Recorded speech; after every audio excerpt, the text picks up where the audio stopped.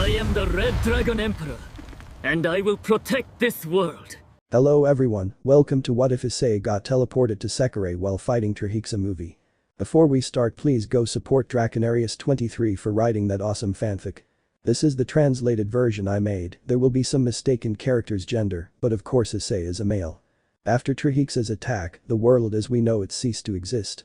Issei, in a blind rage, followed the beast to the dimensional rift, attacking with everything he had, but only managing to scratch it. Issei, the only one left from his world, received an attack from Trihexa that would cause Drake to do everything possible to prevent his death, sacrificing himself and leaving part of his power with Issei. This led him to fall into a rift that opened in the dimensional rift, which took him to another world where he would find love again and become involved in a foolish game that would mark the destiny of several beings. Join Issei on a new adventure as he becomes a 100% dragon and an Ashikabi destined to meet several women who will fill the void in his soul. Restart. This will be a reboot. I'll just be removing unnecessary things from the story, as the prologue and the interaction with the first disciplinary squad will be the same. Sorry for the inconvenience. Prologue. In the ruins of a city. There was a chestnut-haired man, all sore, watching a beast with 7 heads, a damn chimera that attacked them, that wiped them all out and destroyed everything. This beast was none other than Trihexa, the beast of the apocalypse. Issei was furious. That beast not only wiped out his friends, but also killed his loved ones. First, his parents, who were on vacation when Trihexa caught them off guard and annihilated everyone present. Then, his friends, one by one, fell before his eyes. Next, his close friend, almost a brother, Vali Lucifer, who, along with Saji, was swallowed by some kind of refter portal due to one of Trihexa's attacks. Vali fought with all his might, but he could do nothing against the beast, which had the upper hand.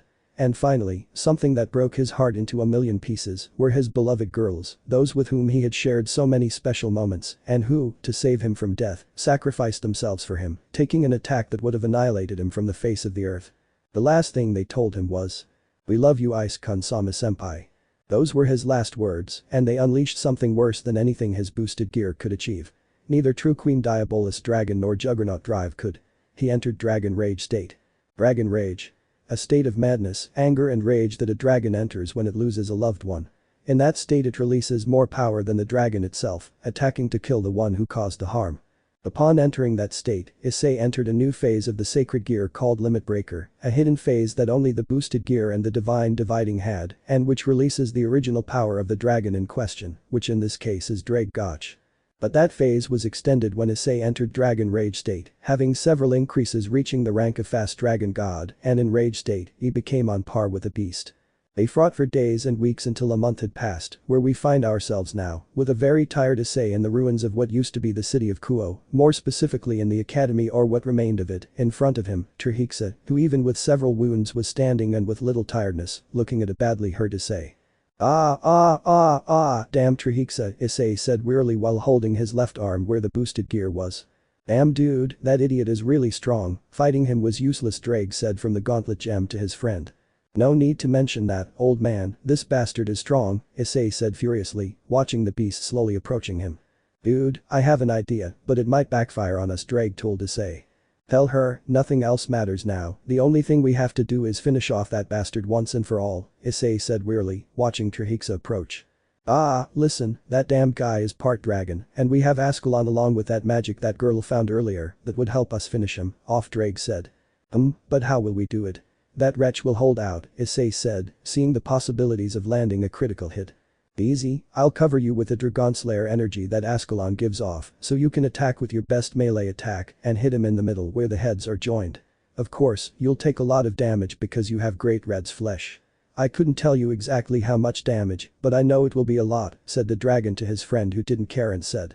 Fine, I don't care how much damage it does, I just need to finish off that evil beast, Issei said, watching as the beast opened a fissure to enter the dimensional rift. Damn it, the bastard is trying to escape, let's go after him. Issei yelled, ignoring what Trihexa was doing. Come on, buddy, I'm already preparing everything to start the attack, said Drake, signaling Issei to proceed with the chase. Balance breaker. Thus Issei entered the armor to change the Triana illegal move into Welsh Sonic Boost Night mode in order to reach the beast and with the full armor enter the fissure that the beast opened. Once inside the dimensional rift, Issei pursued the beast until. Changed to Bishop. Issei shouted, causing a bishop silhouette to surround him. Welsh Blaster Bishop. Switch to Dragon Fang. The backpack appeared on Issei's back and two bishop-shaped cannons appeared on both shoulders. Issei aimed and boost, boost, boost, boost, boost, boost, boost, boost, boost, boost, boost, boost, boost, boost, boost, boost, boost, boost, boost, boost. Dragon blaster. The brunette shouted, causing a great beam of light to shoot from both cannons on his shoulders and strike the beast, drawing its attention. Alright, it's seen me here, be ready, Drake, Issei said, so that the dragon wouldn't just respond, and Issei began. I am the crimson red dragon that will rise in supremacy. All the gems on the armor began to glow crimson. The one who possesses me is the crimson celestial dragon, who will become the king of darkness. Now it was Office's voice that was heard, and from her left arm began to emanate a bright black energy. It was a very dark energy. Brilliant black of the infinite god. The brilliant god of dreams and illusions. The color black represented infinity and began to cover Issei. He transcends the limits one creates of a forbidden existence. The armor shone between crimson and glossy black, giving way to a new form in armor. This is the call of the infinite dragon and its power. At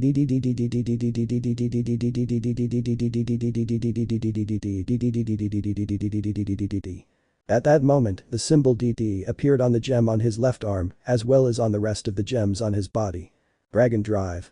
Then the Diabolus dragon made its appearance, and Dryag began with the plan.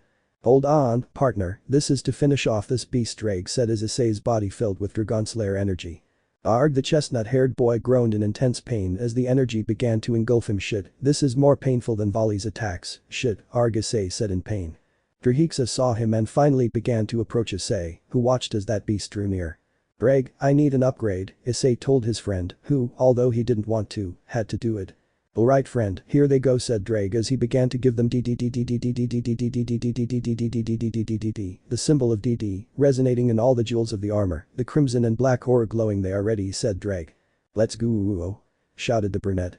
Blaster. And a damn torrent of energy was launched at Trihexa, hitting him squarely and enraging him. Alright, here it comes, now let's go. Shouted the brunette as he launched himself at great speed, well imbued with Dragonslayer energy and ancient magic that eliminates evil that Lefay along with Rossweisse studied, so when he was close he deviated, rising high in the space of the dimensional rift, placing himself on top of Trihexa. This is it, you bastard. Issei shouted furiously and plummeted down with a ready stop. This is for all my friends, my parents, and my loved ones. Issei yelled as he crashed down hard. Come on, buddy, let's give it our all. Drake shouted. Yes. Issei shouted in response and grand fall flugel. And the kick hit where the heads joined and went from side to side, but that didn't kill Trihexa, but it left him very weak because thanks to what his friends fought, that beast was very affected, and with the armor still on he did something he had to do, lock him up for life. Cough cough. Well, it's time, Issei said, bleeding profusely as he pulled out a scroll Rossweisse had given him. It was an ancient, very ancient magic found in Asgard, a magic used to imprison a being in a plane where nothingness existed, with no way to return, except through magic identical to the one used to imprison them. But since Issei possessed the only scroll in the entire world, he would use it and burn it to prevent that damned beast from being released. However, he thought it was stupid since there was no one else in the world, or so he believed. Oh well. Okay, cough cough Drake, we have to do this cough Issei said, coughing blood. Yes, friend, we have to finish this quickly while this idiot is here said Drake, making Issei smile. Haha, you never change, old man, you never change, Issei said, unrolling the scroll. Ross had to put enough power into it to activate it. He said it wouldn't be much since, according to his research, ancient magic didn't need that much energy, but just in case, come on Drake, let's do it, Issei said to the dragon. Sure partner, let's go said Drake to begin giving boosts and the boosts made the parchment glow, detecting Trihexa's pure evil, and it began to do its work. The black hole began to attract the beast, which reacted too late as its body distorted and began to be absorbed by the black hole. Well, we did it, haha, said the chestnut-haired man, now without his armor and with serious injuries all over his body, as he floated adrift in the dimensional rift. Yes, partner, we did it, we managed to lock up that abomination. I still wonder why it existed, but the good thing is that it won't be getting out anymore Drake said to Issei. Yes, according to Ross, he said that magic had enough power to contain an energy equal to or greater than Great Red. Anyway, there's nothing left on Earth, but hey, we spoiled the fun for that monster born of an orgy, Issei said, making Drake laugh at his last comment. While they were laughing, they didn't realize or were really stupid, I think the latter, that in the distance, a portal would open, and since it was a dimensional rift, it was unknown where it would lead them. In a few minutes they were close, and Drake reacted. Damn it, dude, a portal, goddammit, you can't even move, we're going to be taken to who knows where. The dragon said hysterically to a thoughtful Issei. Let's see where this leads us, I've already lost everything, said Issei, this last part bringing a tear to his eye, heavy with all his sadness at losing his girls. Ah, you're right, we'd better go, it's not like we're forever alone to spend our whole lives in a desolate world, let's see where it takes us, said the dragon, when an invisible force strongly attracted them to the portal that shone the brightest. Issei saw that and didn't care, so he let himself go, closed his eyes and waited to reach a place where his life would change for the better. Rias, Akeno, Asia, Kaneko, Zenobia, Irina, Rossweisse, Kuroka, Ravel, Isabella, Rainer, Serafal, Gabriel, Kateria, Yusaka, Almahild, I'm sorry for being weak, I'm sorry for not protecting you, I'm sorry for being useless. Because of my weakness, I lost you, and if my destiny is to be alone because of that, I will accept it with all my heart. Vali, my friend, because of my weakness, that portal swallowed you, and you lost Sekirei. Forgive me. Saji, you two were dragged into another of those portals for saving Sona, Ruruko, and Momo. I'm sorry for not being able to help you. I ask everyone for forgiveness for being a damned useless person. I'm sorry and goodbye forever, he thought as he shed tears of pain, frustration, helplessness, and sadness for everything Trihexa caused and disappeared into nothingness. Meanwhile, in the distance, a great red watched Issei disappear, and a gothic loli sadly watched from the dragon's head. You'll just let her go like that, nothing more, Red said to Office. I'll look for him later, first I need to pull myself together, the loli said sadly for her Issei. Ah, it's your decision, but don't bother me, I want to sleep, said Red, bothering the loli who started hitting his head with her little hands. Shut up, Red. My partner is sad and weak, but when I find him I'll give him the love he taught me, she said, hitting Red on the head. While this was happening with them, Issei was unconscious and floating through the portal that left him on an island. It opened right on the ground where his battered body was already lying, when a shadow saw him there and approached him. End of prologue. Chapter 1. Draco out. Issei's POV. I don't know how much time passed, but it feels like an eternity, or so I think. The last thing I remember was messing with Trihexa's life by locking him up, hahaha. Then a strange crack in the dimensional rift absorbed me, and then I fell onto an island, and a silhouette was the last thing I saw. Ah, what happened, I don't know, but what I do know is that I'm no longer in my world. And you're right, my friend, that was Drake who spoke to me. And where are we? I asked Drake. What I do know is that someone picked you up and took you to a facility on this island where we crashed. You're in a kind of recovery capsule, like in those science fiction movies you watch. I felt there was nothing supernatural nearby, just several energy signatures superior to any ordinary human, and 5 of those energies are stronger and active, Drake explained. That last part intrigued me. I already expected the supernatural aspect. Different universes, different probabilities. So I'm being healed and you feel energy superior to those of a human and 5 of those are active. This is getting somewhat interesting, I said, and Drake spoke to me again. So what would you do now, partner? We imprisoned Trihexa, but you lost everything. We've fallen into a place whose secrets are unknown, and we don't know who brought us here or their intentions. What will you do now? That was a very good question. What will I do now?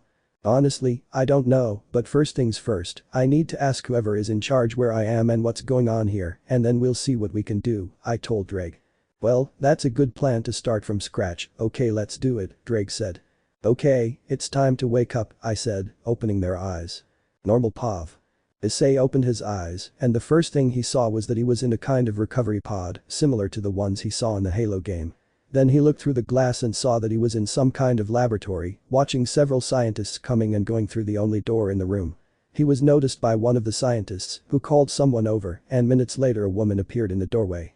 She was beautiful, with long black hair and a knee-length black dress that still revealed her slender body, D-cup breasts, and she had a lab coat and a cigarette in her mouth, who, upon seeing her, just smiled.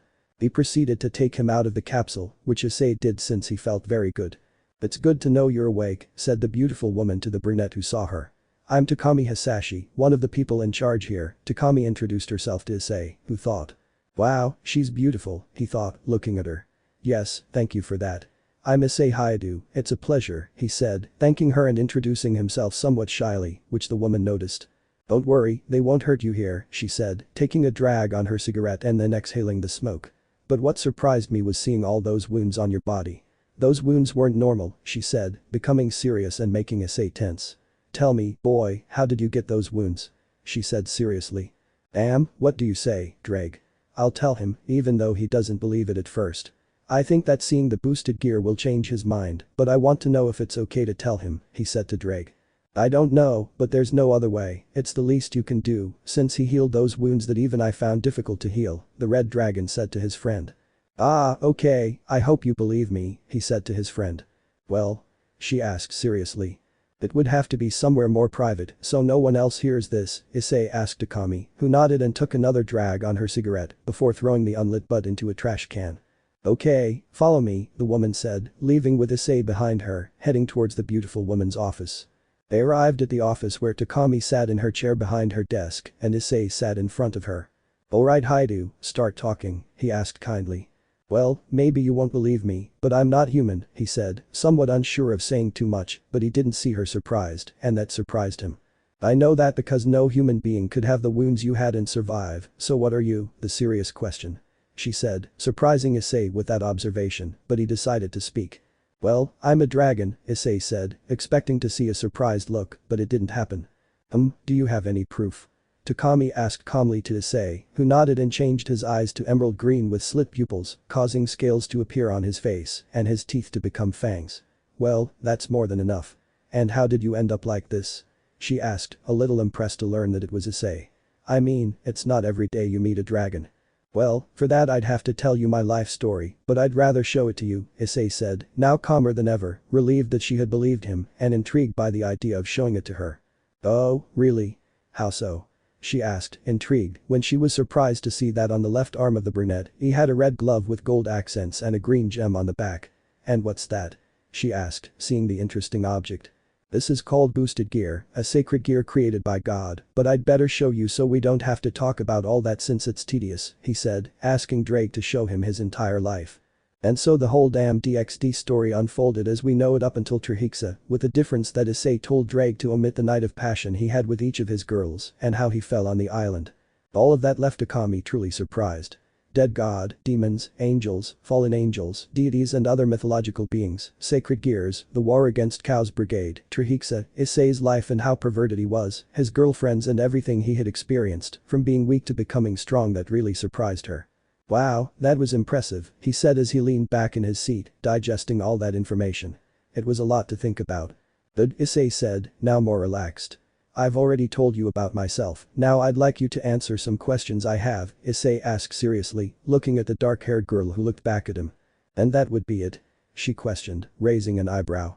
Well, first of all, what year and place am I in? He asked, remembering from Great Red that there are many possibilities of falling into different eras through the dimensional rift.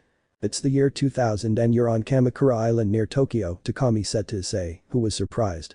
Well, I'm still in Japan, but 2000 seriously? Damn, now I'm really lost, Issei thought dejectedly to himself.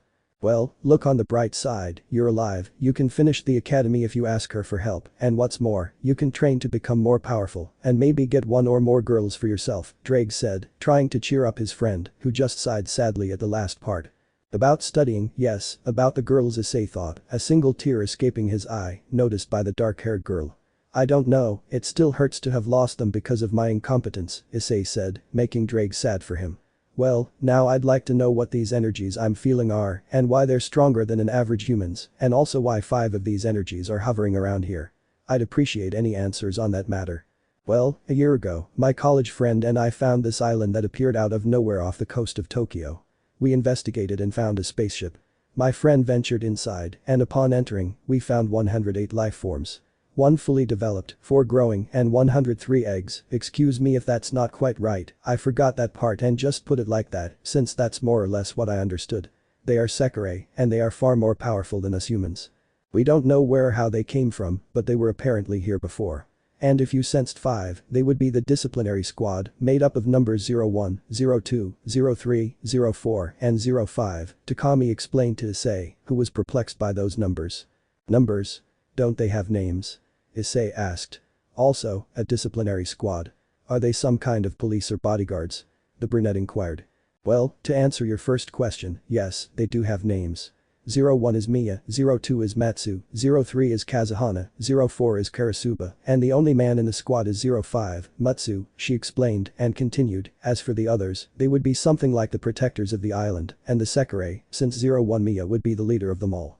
She finished answering the brunette, who looked at her and nodded. Okay, who is that classmate of yours since judging by the expression you're making, you don't like him? Issei asked, seeing the look of displeasure on Takami's face, but she answered. His name is Minaka Haruto. He's a crazy idiot who's also a millionaire and CEO of MBI, Mid-Bioinformatic. He bought the island and turned it into an extraterritorial territory, erasing it from the world. The reason I speak of him like this is because he's an idiot who doesn't consider the consequences and does whatever he wants, but I can't do anything about it, he finished, then sighed wearily. Well, I think that would be all, Issei said, finishing his questions, and Takami looked at him and said. You'll have to stay here for a while. Be grateful Minaka didn't find out about you, as he was busy with other matters related to Tokyo.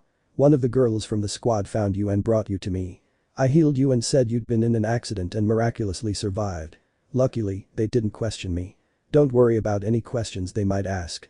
I'll tell them you're my apprentice and they'll leave you alone, she said with a half smile, surprising Issei. This pleased him and he smiled sincerely, surprising Takami. Wow, he could be nice, she thought, smiling. You know, thank you very much, Issei said, bowing and receiving a you're welcome from her. And who was it that brought me here?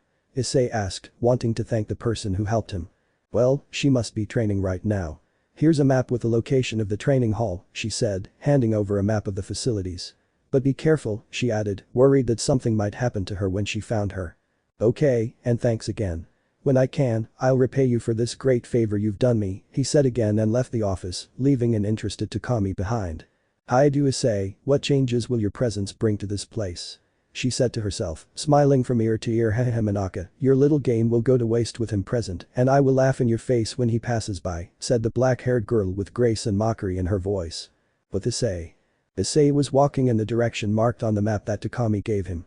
A new life in another world, who would have thought, Drake, me falling into another world. He said to his friend as he continued walking. Well, you can start from scratch and be a better person, although your perverted nature won't disappear with magic, but hey, remember that the hacker Yuku and that Saji boy were absorbed too, so they might go through the same thing as you, Drake said to Issei, who nodded. You're right, but it's better to move on. The girls would have wanted that, although loving again will be difficult for me, he said sadly. Oh, I'm almost there, he said, noticing large doors in the distance and two strong energy signatures emanating from within. It seems those inside are strong, one not as strong as the other, but strong nonetheless, Issei said as he approached the place. Not stronger than you with a balance breaker, but they are stronger than a high-class demon, be careful, Drake said to Issei, who nodded seriously and entered the place, surprised to see who possessed that energy. Damn, they're beautiful, Issei thought, his eyes wide, for in front of him were two women of the same height and wearing the same black suit, one with purple hair and a serious look, and the other with grey hair and a dangerous look who smiled when she saw him, D-cup breasts, purple hair, and CC, grey hair. Damn, why do I feel something strange when I see them? Issei thought, Drake just became thoughtful as he felt something that connected his companion to them. Haha, you're awake.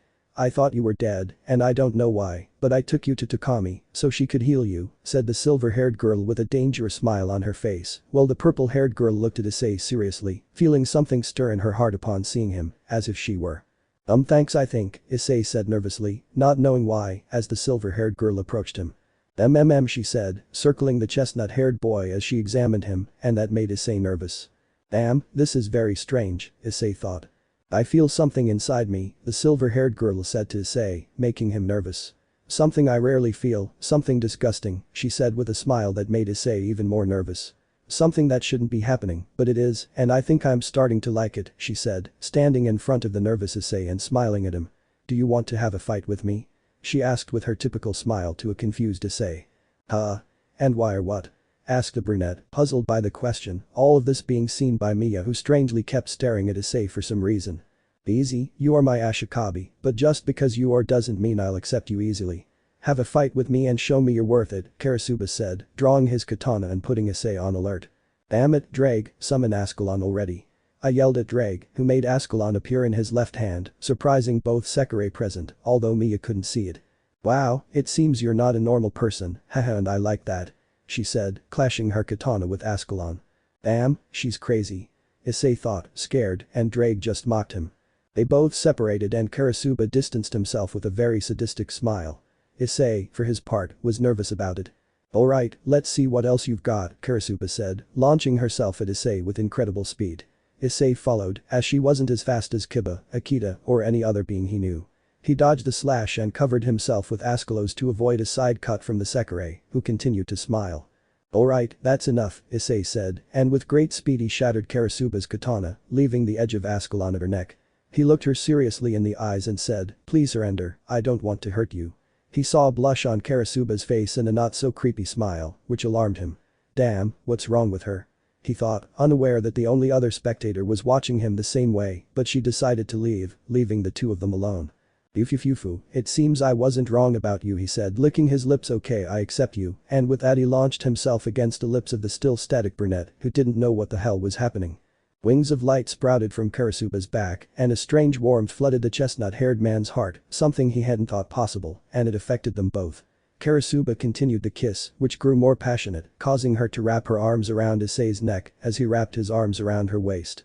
They separated after 5 minutes, and she smiled warmly at him, making Issei blush slightly, as he found her cute. Yufufufu, may the contract of my sword destroy your enemies. Number 04 Karasuba will be with you until death do us part, my dear Ashikabi, said Karasuba, licking his lips, making a chilling sensation feel down the spine. Damn, it reminds me of when Akeno, Kuroka, Kateria, and Yusaka locked me in a room with them for a week, Issei thought. Ahahaha, either she grapes you or you grape her, although she'll start with the former and then move on to the latter, my friend, the girls you know are special, hahaha, he mocked Issei Drake. Shut up, Drake, shut up, Issei said, annoyed with the dragon, only to be snapped out of his thoughts when hands took his face, and Karasuba, with a calm smile, looked at him. I don't know what you did to me. Before, I would have thought that depending on someone weak would make me weak, but when I saw you, I felt something calling to me, something telling me you were different from the rest. And I can see in your eyes an enormous pain that I now want to heal. Honestly, I don't know what you did to me, but I like it, she said, smiling sincerely at Issei, who couldn't believe that this beautiful woman had kissed him and then said that to him. I mean, in Sekirei, the love factor of pairing up doesn't work with a Sekirei, since they are destined to be with a specific person. Okay, I really didn't expect this, he thought, looking into the eyes of the smiling Karasuba who had hugged him and who unconsciously reciprocated by hugging her slender waist. They're falling like flies, Drake said mockingly, then turned serious. Although it doesn't surprise me, since from the moment we fell into this place I felt some strange energies, but the strangest thing is that they were linked to your soul. I don't know exactly how many there are, but the truth is there are several, some weaker and some stronger, Drake explained to his host, who was somewhat surprised. So you're saying Karasuba is linked to me? Issei said, thinking about the things Zeus told him about the red thread of fate and all that. Exactly, now you and she share a very strong bond, it's as if your souls were made to be together, Drake said, further surprising Issei, who was still holding Karasuba, whose face was buried in his chest. That means, Issei said. Indeed, it's like when you were with your girls when you had Hex, now she's your mate and she won't leave you for anything in the world, since I modified that connection a little to make it stronger, the dragon said to his friend who already understood everything, or well, what he could. Ah, does that mean there are more? How many exactly? Issei asked Drake. To be honest, I only feel 4 active ones at the moment, counting this girl Karasuba's and others that are weak, and I couldn't tell you exactly, Drake said to Issei, who just sighed, which was noticed by Karasuba. Well, let's leave that aside, I'll have to ask Takami about the Sekirei, this is a nuisance, Issei said, only to hear a mocking laugh from Drake. Are you alright, darling? Karasuba asked, sounding genuinely worried about her Ashikabi. No, I feel great, Issei said, looking into her eyes. She just smiled in understanding and moved away from Issei, reluctantly of course. I imagine you want answers now about what just happened, right? She asked, looking him in the eyes and without losing that sweet smile that she would only give to him and her future classmates. Not at the moment, I'd better ask Takami about that. I don't know what's going on or why you chose me out of all human beings, but that doesn't matter right now, he said resignedly as Karasuba grabbed his arm. Well, let's take a walk around here, haha, she said as they left together. Meanwhile, on the roof of the building, a voluptuous woman in a suit similar to Karasuba's, or the woman with lavender and purple hair, holding a bottle of sake, watched a couple leave, or more specifically, Issei. She put a sensual smile on her beautiful face and, setting the bottle aside, said. Yufufufu, I found you and then went to another place on the island, she would have time to get to know that boy later. In an unspecified room of the MBI facilities, where there were several computer screens, a female silhouette could be seen sitting in an office chair while watching what happened between Karasuba and Issei.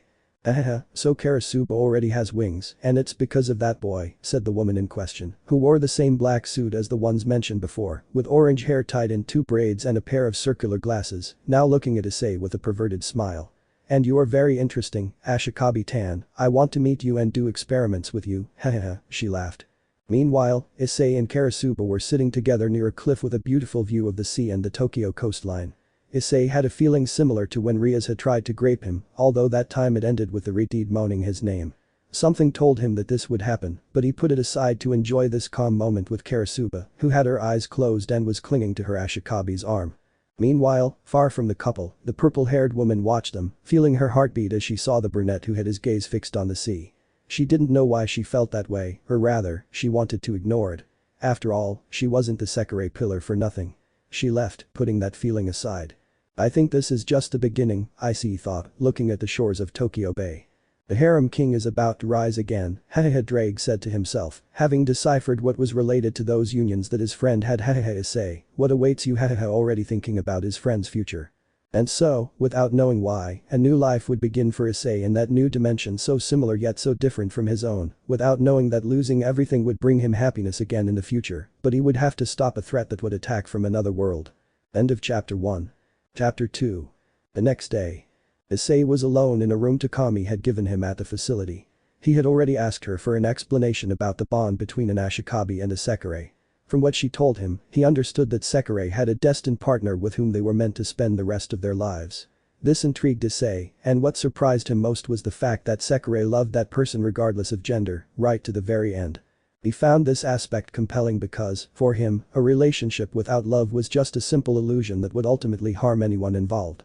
He was alone because Karasuba had left early and yes, she slept with him, it's a miracle she didn't grape him since she seemed to want to. Well, I fight the product of an orgy, then I lock him up, and because of the battle a dimensional rift opens, and then I fall on this island, and then I find out about Takami of the Sekirei, and that Karasuba is the first of many, I don't know if I'm lucky or not, Issei thought with his arms crossed behind his head while looking at the ceiling of his room. Well, I think you're lucky.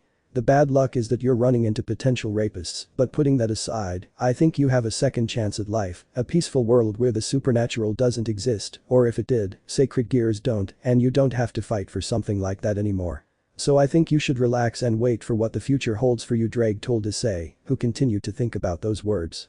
It was true, his world went to hell because of Risivam and his lust for power. He unleashed Trihexa, but the idiot couldn't handle it properly, and it spiraled out of control. His girls died because of his incompetence, his friends perished, and Vali and Saji were absorbed in the same way he was. He fought Trihexa and won by sealing it away. Now he's in another world with nothing supernatural except for the Sekirei, a peaceful world. And he has Karasuba now, and who knows how many more in the future. It was better to stop thinking about it. I'd better take a shower, he thought, heading to his room's shower to relax a bit. After all, it hadn't been more than a day since he'd fought the final beast. Somewhere in MBI. In a dark room filled with computer screens, a female silhouette wearing the uniform of the disciplinary squad was looking at one screen in particular. What was she looking at? She was looking at Issei, who was undressing and getting into the bathtub to relax. Yufufufu, seeing him excites me, said the woman in question who had orange hair tied in 2 braids and wore round glasses, with a perverted smile and a trickle of blood running down her nose. Ashikabi-tan, I want to meet you Yufufufu, she said, licking her lips. Issei's peaceful days were numbered. On the rooftops near where Issei is. A voluptuous woman with dark purple hair, wearing the uniform of the disciplinary squad, held a bottle of sake in her hands, but strangely enough, she wasn't drinking it, very strange indeed. In his mind, the image of the chestnut-haired boy fighting with Karasuba yesterday was very deep in his mind, and a blush as if he had just drunk appeared on his beautiful face. Yufufu, he will be my destined one, all love, it seems you have come to me, when I have you I will show you all the love I can give you, she said, hugging the bottle between her large breasts while thinking about Issei. Entertainment room. The lavender-haired woman from yesterday was meditating with her katana in one of her hands. The image of a serious Issei wanting to stop Karasuba came to her mind, making her heart jump with excitement without explaining why. She was the Sekirei pillar. She couldn't have an Ashikabi, that was impossible, or maybe not, she would find out later. Issei. He had already left the bathroom with the feeling that his privacy had been violated and felt that someone was devouring him with their eyes, just like his girls did when he was naked. He shook his head, getting that out of his mind. I'm back, said Karasuba's now sweet voice as she entered Issei's room, seeing that he was only wearing his pants, revealing his torso, slightly marked by his constant training and, of course, several battle scars. This made Karasuba unconsciously lick his lips with a clear blush on his face. Issei noticed this and simply smiled. "Hello Karasuba," Issei said in greeting, pulling her out of her dirty thoughts. She just smiled and approached him to kiss him, which he returned in kind. "What are you going to do today?" she asked Issei, who started thinking while she touched his abdomen. "He feels so good, I hit the jackpot with him," she thought pervertedly, touching Issei's strong abdomen. "I'll go train a bit, I have nothing better to do, then I have to go to Takami's who will give me some physical tests to make sure I'm 100% fit, then I'll wander around and see what I find, then I'll just come back to sleep," Issei said to his Sekirei, who nodded at everything he said. "Okay, let's go, I want to train with you," she said. Issei put on a red shirt, much to Karasuba's disappointment, and then left with her for the entertainment room where the lavender-haired girl had already left to have her respective checkup. They practiced for a while, and Issei saw that she was gradually improving, thus refining her handling of the katana he had given her. Karasuba separated from him since she had to go get her checkup. She just gave him a kiss and left quickly, wanting to get to know her Ashikabi better. Somewhere on the premises, Issei wandered around getting to know the island's facilities better, which were large. Luckily he had a sense of direction, or he would end up like a certain green-haired pirate swordsman. The point is, he walked calmly while chatting with Drake. "So you think it was a good idea to tell Takami where we come from?" Issei asked, somewhat unsure if he had spilled the beans. "Yeah, man, she's reliable, you can see it in her eyes, a woman focused on her own things and who only looks out for the well-being of others, so relax, you'll get gray hair so young," Drake said to his friend who just sighed at that.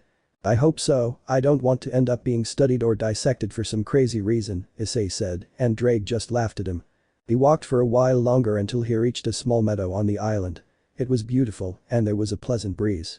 Issei decided to sit down for a moment and enjoy the atmosphere, unaware that a few meters away he was being watched by a beautiful purple-haired girl who simply smiled warmly upon seeing him. "My Ashikabi," she whispered, looking at him. Issei lay down on the grass and settled down to watch the clouds.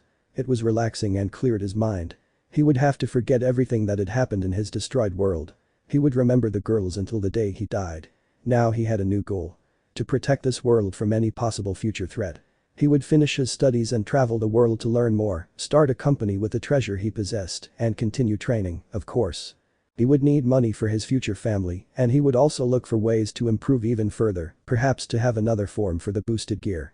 He continued thinking until something, or more specifically, someone, interrupted him by sitting down next to him. "The weather's nice, isn't it?" asked a beautiful, voluptuous lady, wearing the same black suit Karasuba had, but fitted to her magnificent figure, with long purple hair and black eyes. She had a beautiful smile on her lovely face as she watched the clouds with a bottle full of sake that she hadn't drunk, which was unusual for her. "Yes, this weather is very relaxing, it lets me appreciate the clear sky above us," Issei said, glancing sideways at the beautiful lady he already knew was her, as he felt one of his connections calling him. "Yufufufu, that's very rare to hear from someone so young," she said with a very cute giggle. "Well, when you experience hardship, circumstances make you appreciate the beautiful moments and treasure them in your heart," Issei said, still looking at the clouds. He felt good with her by his side. Strange but true, it was like having a Keno close by. "Wow, that's very beautiful," she said, looking at him. "It's definitely him, my beloved Ashikabi," she thought with a lovely blush on her cheeks. "Thank you for that, miss," Issei said, smiling as he looked up at the sky. "You know," she said, sitting down close to Issei, her face looking into his. She gazed into his eyes, which reflected the pain of loss, a pain she didn't like to see. "I see pain in your eyes. I see something that makes you very sad, but you still hide it behind a mask to keep others from knowing," she said, placing one of her delicate hands on Issei's cheek, who stared at her. "It's something I want to keep, something that will teach me not to do the same thing again, something that will remain as a lesson, and that only I must carry," Issei said with a hint of pain, as he still remembered how all his loved ones fell defending what they loved most. Unbeknownst to him, a traitorous tear fell down his cheeks, and the woman simply wiped it away and gave him a very comforting and tender look.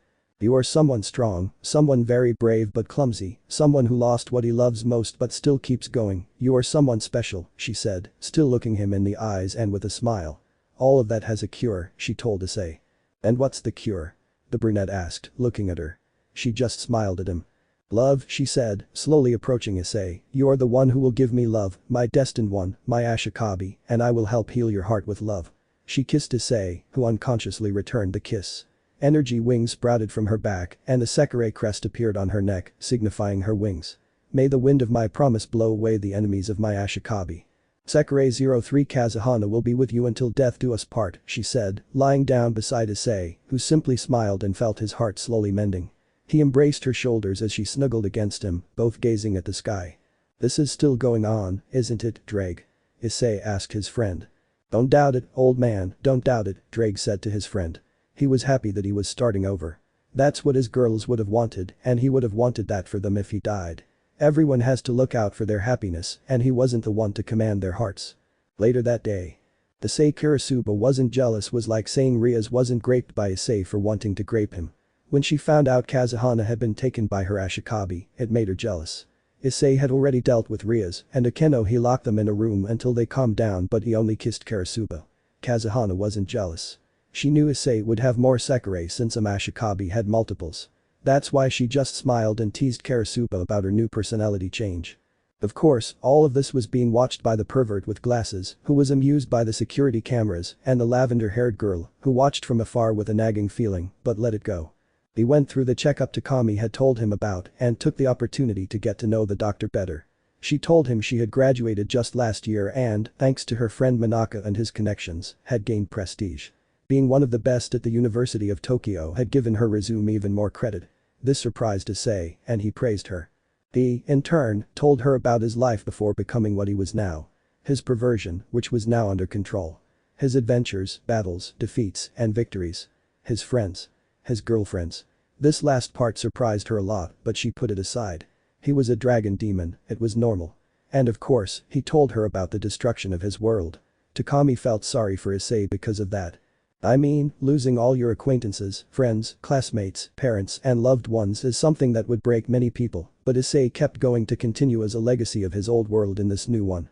Your story is impressive, Haidu, you are a very incredible being," Takami said, sitting cross-legged in a chair in front of Issei.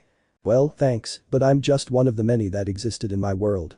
My friends Vali, Sarerg, and even that idiot Cao Cao are impressive. Dulio just kept eating and never stayed still in one place, and Zersich Niacin and Azazel Sensei were even more impressive," Issei said, sounding somewhat nostalgic. "But that doesn't change the fact that despite everything you overcame yourself, Haidu, that's admirable," Takami said, smiling.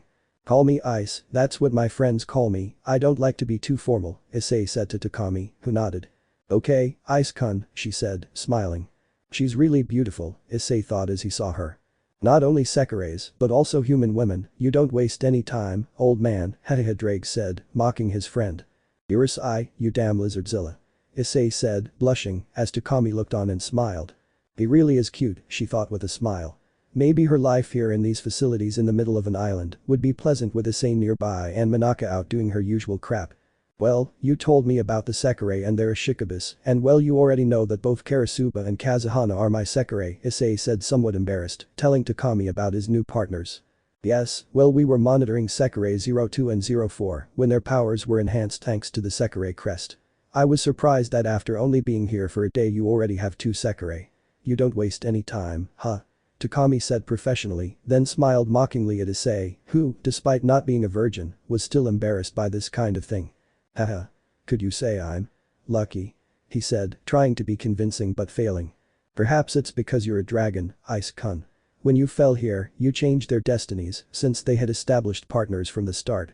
Your presence changed this a lot. It's a good thing Manaka wasn't aware of the Sekirei's adjustments, otherwise she would have made a huge fuss," she said, huffing in annoyance at the end. That surprised Issei. "It seems you detest that Manaka you talk about so much," Issei said to Takami, who looked at him and sighed. He had told her about his origins, and she wouldn't be unfair by not telling him a little about herself. After all, he was taking the time to get to know her. "So, how do I begin? I know, when I was in college, he and I were a couple, but after a while, he became more interested in his research and his crazy studies, and eventually, I ended the relationship, which was going nowhere," she said under Issei's watchful gaze.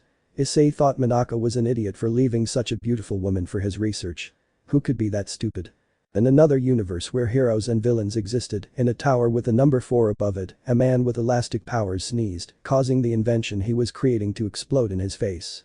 "Anyway, I went with him because I knew my reputation as a researcher and doctor would improve. Despite everything, he's a genius, and I just detest him for being someone who only thinks about his research and not his love life," she said, finishing with a sad look as she remembered her failed relationship with the madman. "Honestly," Issei said, drawing Takami's attention, "that guy is an idiot. He should have taken advantage of being with someone beautiful like you. There's time for everything in life, and if it had been me, despite having been with several girls, I would have made time for you and supported you in your dream. He said with his eyes closed, not noticing the slight blush and smile on the dark-haired girl's face. Old man, and then you say you don't want to win her over? Drake said, mocking Issei, who blushed when he analyzed what he said. I better explain before he gets the wrong idea, he thought, alarmed. Look, I didn't I just said that because it came to me, haha, Issei said, scratching his head sheepishly. Takami just shook his head while smiling, but without blushing. You don't have to apologize, that was the nicest thing anyone has said to me in a long time, I'm glad to hear it, she said, and Issei relaxed. He really is sweet, maybe I don't know, only time will tell, Takami thought, watching Issei, who was calm. After that, Issei decided to leave Takami to do her homework and went to find Kazuhana to spend time with her. Outside MBI. Issei found Kazuhana in one of the buildings outside the facility. She was sitting on the edge of the place looking at the sky and now without her sake bottle. Issei slowly approached her and sat down beside her. Hello Kazuhana, Issei said, looking at the purple-haired girl. Hello, darling, she said, smiling beautifully at the brunette who blushed and remembered something. Ice, darling, how are you? The image of a redhead with blue eyes who was smiling beautifully came to his head and an unconscious tear came out of his eye and that worried Kazuhana. Ice, are you okay? You're crying, she said, worried about Issei, putting a hand on his cheek and wiping away the tears that came out of his eyes. No, I'm fine, he said, taking Kazuhana's hand in a warm squeeze and resting his cheek against hers, accepting the purple-haired girl's show of affection and concern. I was just remembering someone who is important to me, he said, hugging the Sekirei, who returned the gesture. Your girlfriend? She asked, sounding a little jealous. Something like that, she passed away a long time ago, Issei said sadly, remembering Rias and the others, upsetting Kazuhana who felt jealous of a deceased person. Sorry, I didn't mean to. She wanted to apologize to her Ashikabi for asking, but Issei denied that by kissing the purple-haired girl. Ice-kun, she whispered, seeing Issei's smile. You don't have to apologize, you didn't do anything wrong, Issei said. Someone once told me that loved ones don't die if we don't forget them. I still have them in my heart and no one can take that away. The kisses, the caresses, the displays of affection, the moments we shared, all of that and more is stored in my heart forever, Issei said under the admiring gaze of the #1 love fan. You already know who #2 is. For her, it was beautiful to see how he remembered his first love, but then she thought about it. Did he still have them? Were there more than one? Honey, how come you'll have them? Were there more than one girl? Kazuhana asked, intrigued. I'll tell you two about that later, now let's go for a walk, said Issei, getting up and extending his hand to his Sekirei and partner, who smiled at him. Yes, she said happily and rushed towards him, hugging him. They spent a pleasant time until they reached a small river on the island and sat under the shade of a tree. Soon Karasuba arrived and sat on Issei's lap. Kazuhana was next to the brunette, hugging him. They spent time there together until it got late and they returned to Issei's room to chat before dinner. Issei's room. In the room were Issei, Kazuhana, and Karasuba, who was very attached to Issei, much to Kazuhana's delight. Issei decided to tell them about his life so that they could get to know each other and there would be more trust between them. Well, I decided to tell you girls about my life before you found me, Karasuba, Issei said to his Sekirei, looking at Karasuba. Okay, they both said, attentive to what Issei would tell them. Well, to begin with, I'm not from this universe, so to speak, Issei said, seeing the surprised faces of both girls. What do you mean? Karasuba asked. Well, it seems I fell here through a portal that opened in the dimensional rift after the toughest battle I've ever had, Issei said to both of them, surprising them even more. Battle? Kazuhana asked worriedly, sitting down next to Issei. That's why you have injuries, Karasuba said from the other side of Issei, hugging his arm. They were sitting on the bed. Yes, well, I'll start by saying that where I come from, the supernatural exists, Issei said, shocking them both. Supernatural? Kazuhana asked. Yes, gods, demons, angels, fallen angels, vampires, yokai, and more, all of that exists in legends, and I carry a legend on my left arm, Issei said, gently removing his arm from Karasuba's grip. I am a dragon. He continued, further shocking the Sekirei. And I carry a celestial dragon, he added, making the boosted gear appear on his arm, even more astonishing the two poor girls who couldn't believe what they were seeing. Wow, they both said, not knowing what else to say. Alright, so you're not confused, I'll introduce you to Drake. Let's see, your lizard, say hello, Issei said to the glove, receiving a lovely response. Buck you bucking idiot, what do you think I am, a bucking dog to answer the shit you say? I was just going to introduce myself, being nice and cool, and you come and insult me. Buck you bastard. Drake said angrily, leaving both Sekirei stunned as they heard a voice coming from the glove. What the hell was that? Karasuba asked, pointing at Issei's arm, who was just laughing at what had happened. This, my dear, is what in my world is known as a sacred gear, weapons created by God and given to humanity. This one, for example, contains one of the two celestial dragons, the Sekiryuutei drag, drag, Issei said mockingly, making Drag angry. Buck you bucking fifth-rate pervert, you're the one who lost your virginity when that Gremory girl and the half-fallen-one graped you for being a fool, Drag said, bothering the girls about it, but they let him be, after all, they would be the next to do that. Shut up already, you should say hello to Karasuba and Kazuhana, Issei told his friend, who let out a long sigh. Nice to meet you, I'm Drag the Red Dragon Emperor, the one who gave power to this bastard, and blah blah blah, I'd better go to sleep, take care of this idiot were the last words Drag said. That's what we'll do. They both said in unison, and the boosted gear disappeared, announcing that Drag had gone to sleep. So, what did you think of what?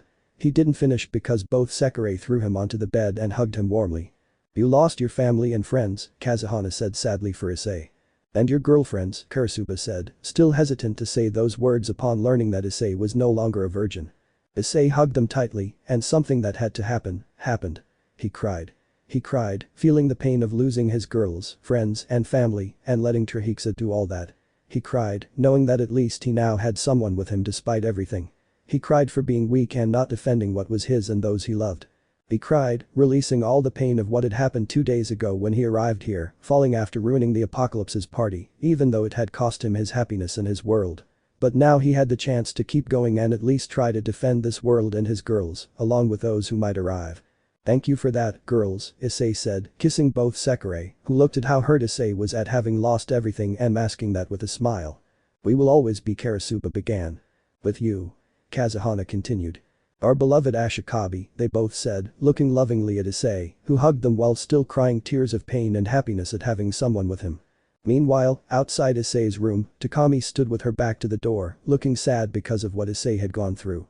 You're strong, Ice-kun, she said, putting on a serious look. I'll prevent Manaka from ruining that happiness for you. She left, unaware that Issei heard her from inside and smiled. Thank you, Takami, he thought gratefully to the doctor. Meanwhile, Sekirei-02 was crying as she listened to what Issei said, feeling very sad for him and wanting to be with him to hug and comfort him. Don't worry, Ice-tan, your Matsu-chan will take very good care of you, she said comically, crying as she remembered Issei's story and thought of comforting him with them in bed together, naked. This Sekirei is as perverted as Issei. And so ended another day with Issei giving wings to the second Sekirei, telling his girls about his past and letting out what he felt after that. What will happen from now on?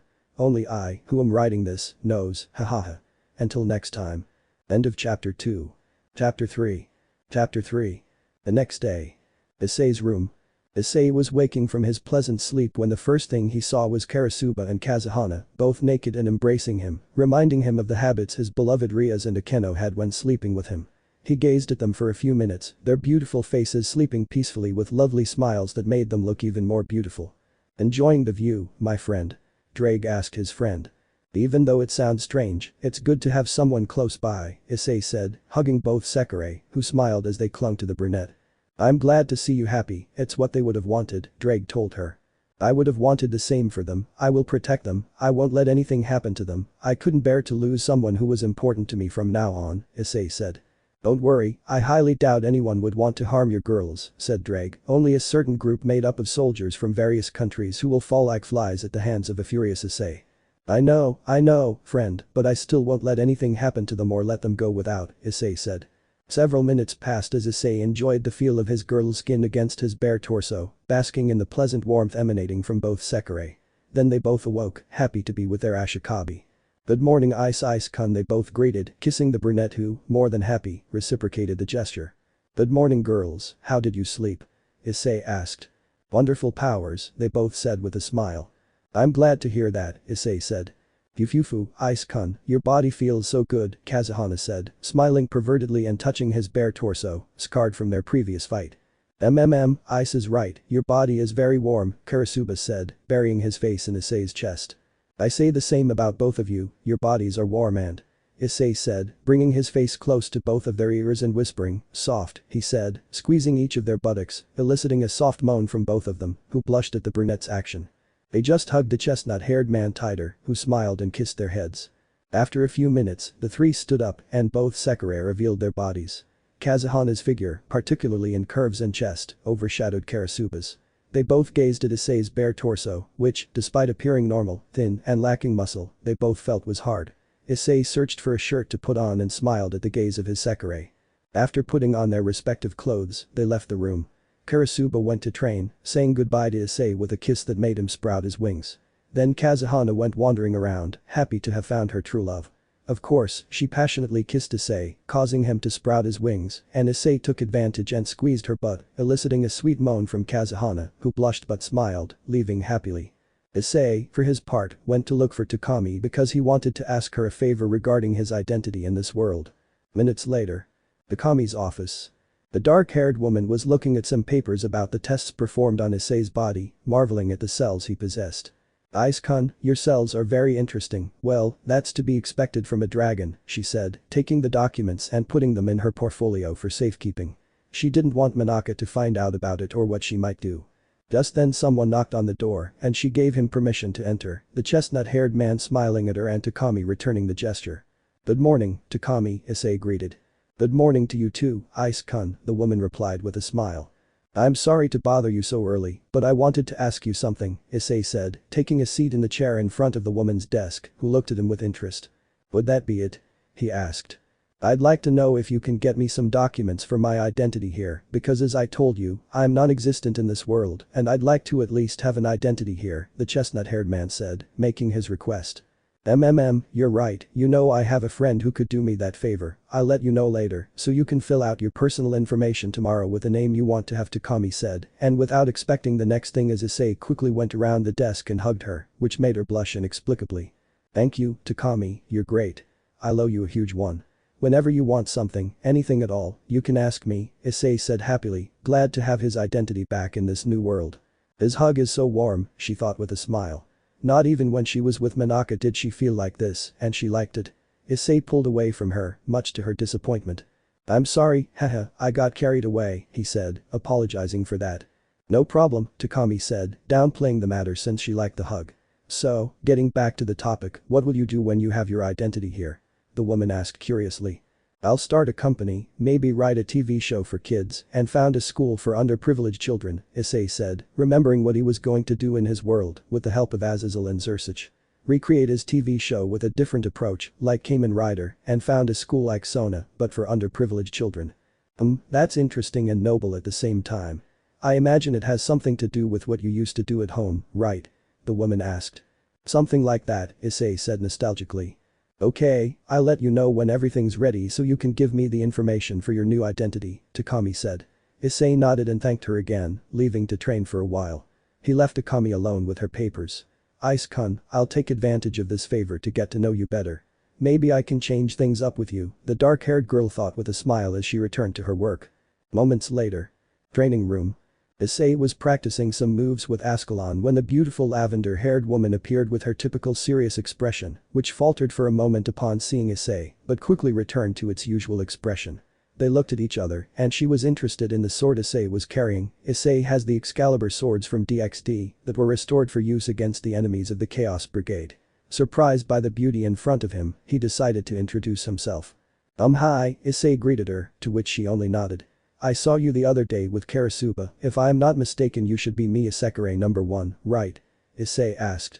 Yes, it's me, Mia said in her silky voice, but with seriousness. Well, we didn't introduce ourselves the other day, but I'd better do it now. My name is Haidu Issei, nice to meet you, Issei introduced himself, approaching her and extending his hand. Nice to meet you, Issei-san, he replied, shaking her hand. Issei felt the soft and delicate skin of her slender hand, he felt something he quickly associated with his girls, while Mia felt that warmth she felt when she first saw him, but more intense because it was physical contact. Issei decided to avoid discomfort and gently removed her hand, much to Mia's annoyance. Haha, likewise Mia, Issei said, scratching the back of his head. Mia looked at him, then nodded and began to leave the place without saying anything. That was weird, Issei said, watching where Mia had gone. Well why did she react to him? That's not possible. I'm the Sekirei pillar, I shouldn't be reacting to an Ashikabi. Why is that? She wondered as she retreated to her room. Issei stayed a few more minutes to train his movements, being observed by someone in a dark room. Moments later. Issei was walking around the place. He had met Kazuhana, who threw him to the ground, kissing him, taking out her wings, then said goodbye to him and went to lie down in the chestnut-haired boy's room. Then he went to see Karasuba so that she approached him and kissed him, but gently, as her wings also came out. Issei walked along, watching as some of the staff, scientists, and the occasional guard, like a janitor, walked back and forth, some looking at him, others greeting him politely, and others just passing by because they were so busy. Issei walked until he happened to see something that caught his attention, an open door. He saw several people passing by and thought that there was no one in it, so since he had nothing better to do, he decided to take a look. Approaching at a normal pace, he saw lights coming from the place. He thought he would find someone doing some kind of experiment or something like that, but when he arrived he saw a beautiful girl with a good body, large breasts, orange hair tied in 2 braids and glasses looking at several screens. Issei saw her and knew from her energy that she was a Sekirei. She didn't see him, rather she was looking for Issei in the cameras. "Where did you go, Ashikabi-tan?" She wondered, looking for Issei, who was watching her from behind. "I think you're looking for me, aren't you?" Issei asked, startling the girl, who blushed when she saw him. Hi," the girl greeted with a smile. "Hello," Issei greeted with a smile. Seeing her long-awaited Ashikabi in front of her excited Matsu, but she didn't know how to proceed since talking was one thing, but doing was another, and that had her in check. "Hello," was all she could manage to say. The silence fell between them, but as always, Issei suffered from that when he was talking to Sekirei about an anime, so he decided to speak. "I'm Haidu is." He didn't finish because Matsu spoke up energetically. "Haidu Issei-kun, I've seen you a lot since you arrived here," said Matsu. I didn't expect that, but well, you must be Matsu, right?" he asked, since he had met Mia recently and Karasuba and Kazuhana were his, and the last one left was the guy named Matsu. "Indeed, Ice-tan, number 2 Matsu at your service for anything," she said, introducing herself, saying the last part sensually, but Issei didn't even flinch.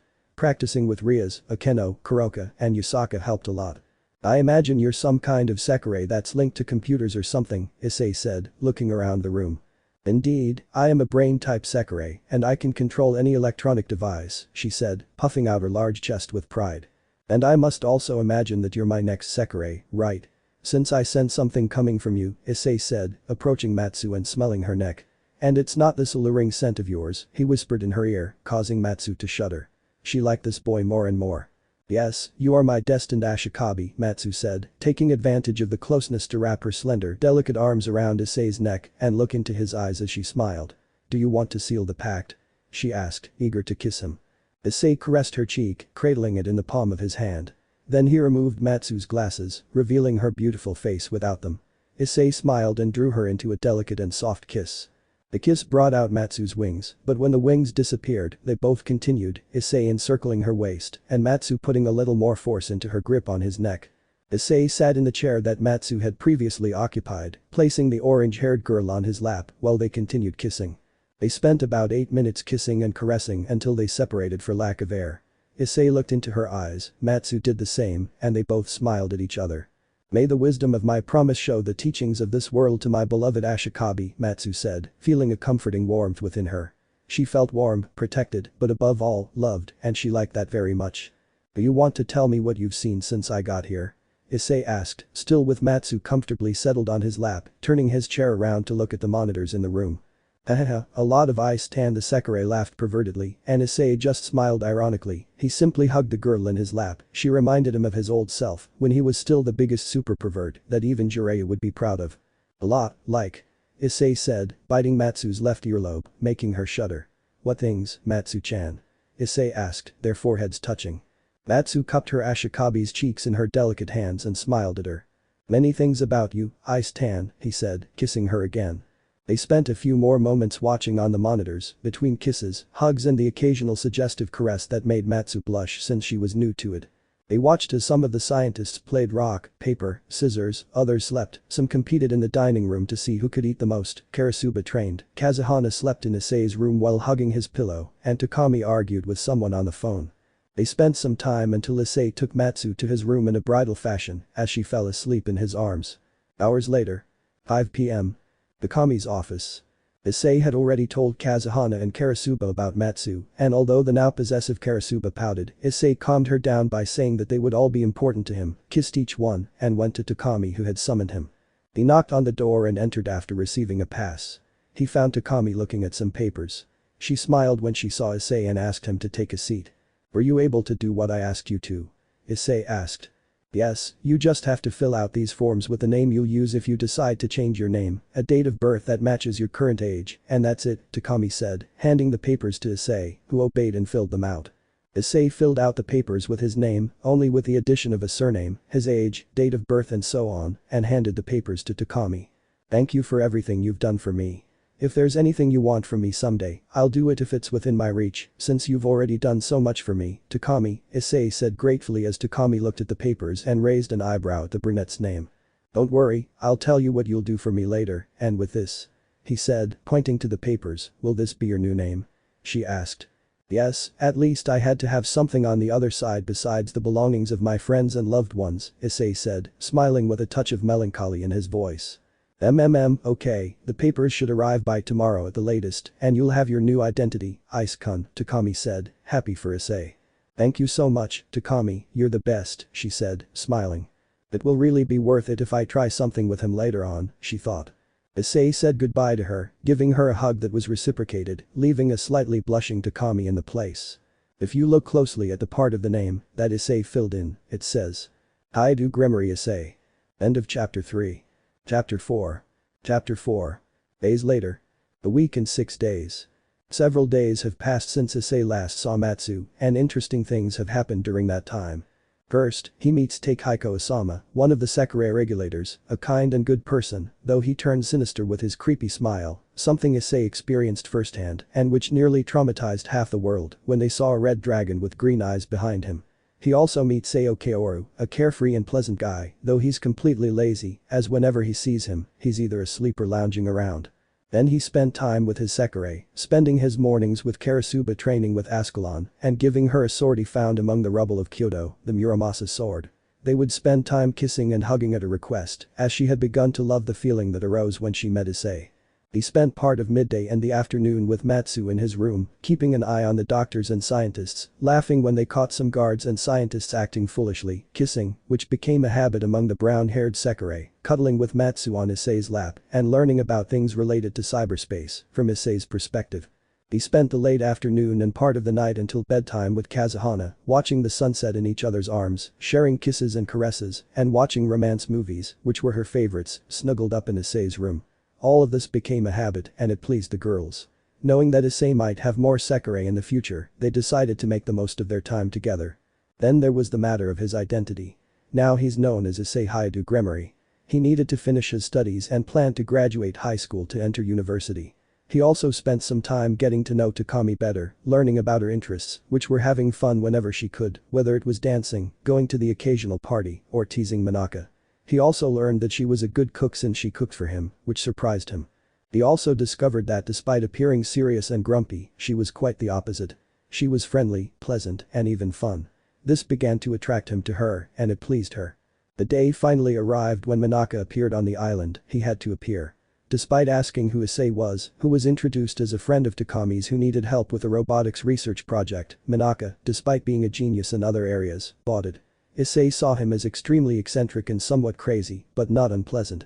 In short, he didn't interact much with him since he spent most of his time observing the 103 Sekirei that were still in their growth stages. Thanks to the fact that the doctors who cured him worked under Takami's command, Manaka didn't realize what had happened to Issei. Of course, Manaka was surprised that he was an Ashikabi, but he let it go. There was still time before his game, and seeing the brown-haired boy as an Ashikabi made it all the more interesting. During that time, Issei reviewed everything he had from his world. Kiba's sacred gear, sword birth, which was shaped like a 15th century sword. The true longinus that Cao Cao left behind before falling. Various weapons and inventions created by Azazel, including that damn hex-changing gun. Zenovia's ex-Durandal. His beloved Asia's twilight healing. Katanas given to him by Yasaka, one of which was Muramasa. Ascalon. Annihilation Maker, which he took from Leonardo. Several phoenix tears given to him by Ravel, about 50 in total. Op-eye dragon toys, which he would treasure, remembering the smiles he brought to the faces of all the children who watched his show and were moved to tears by them.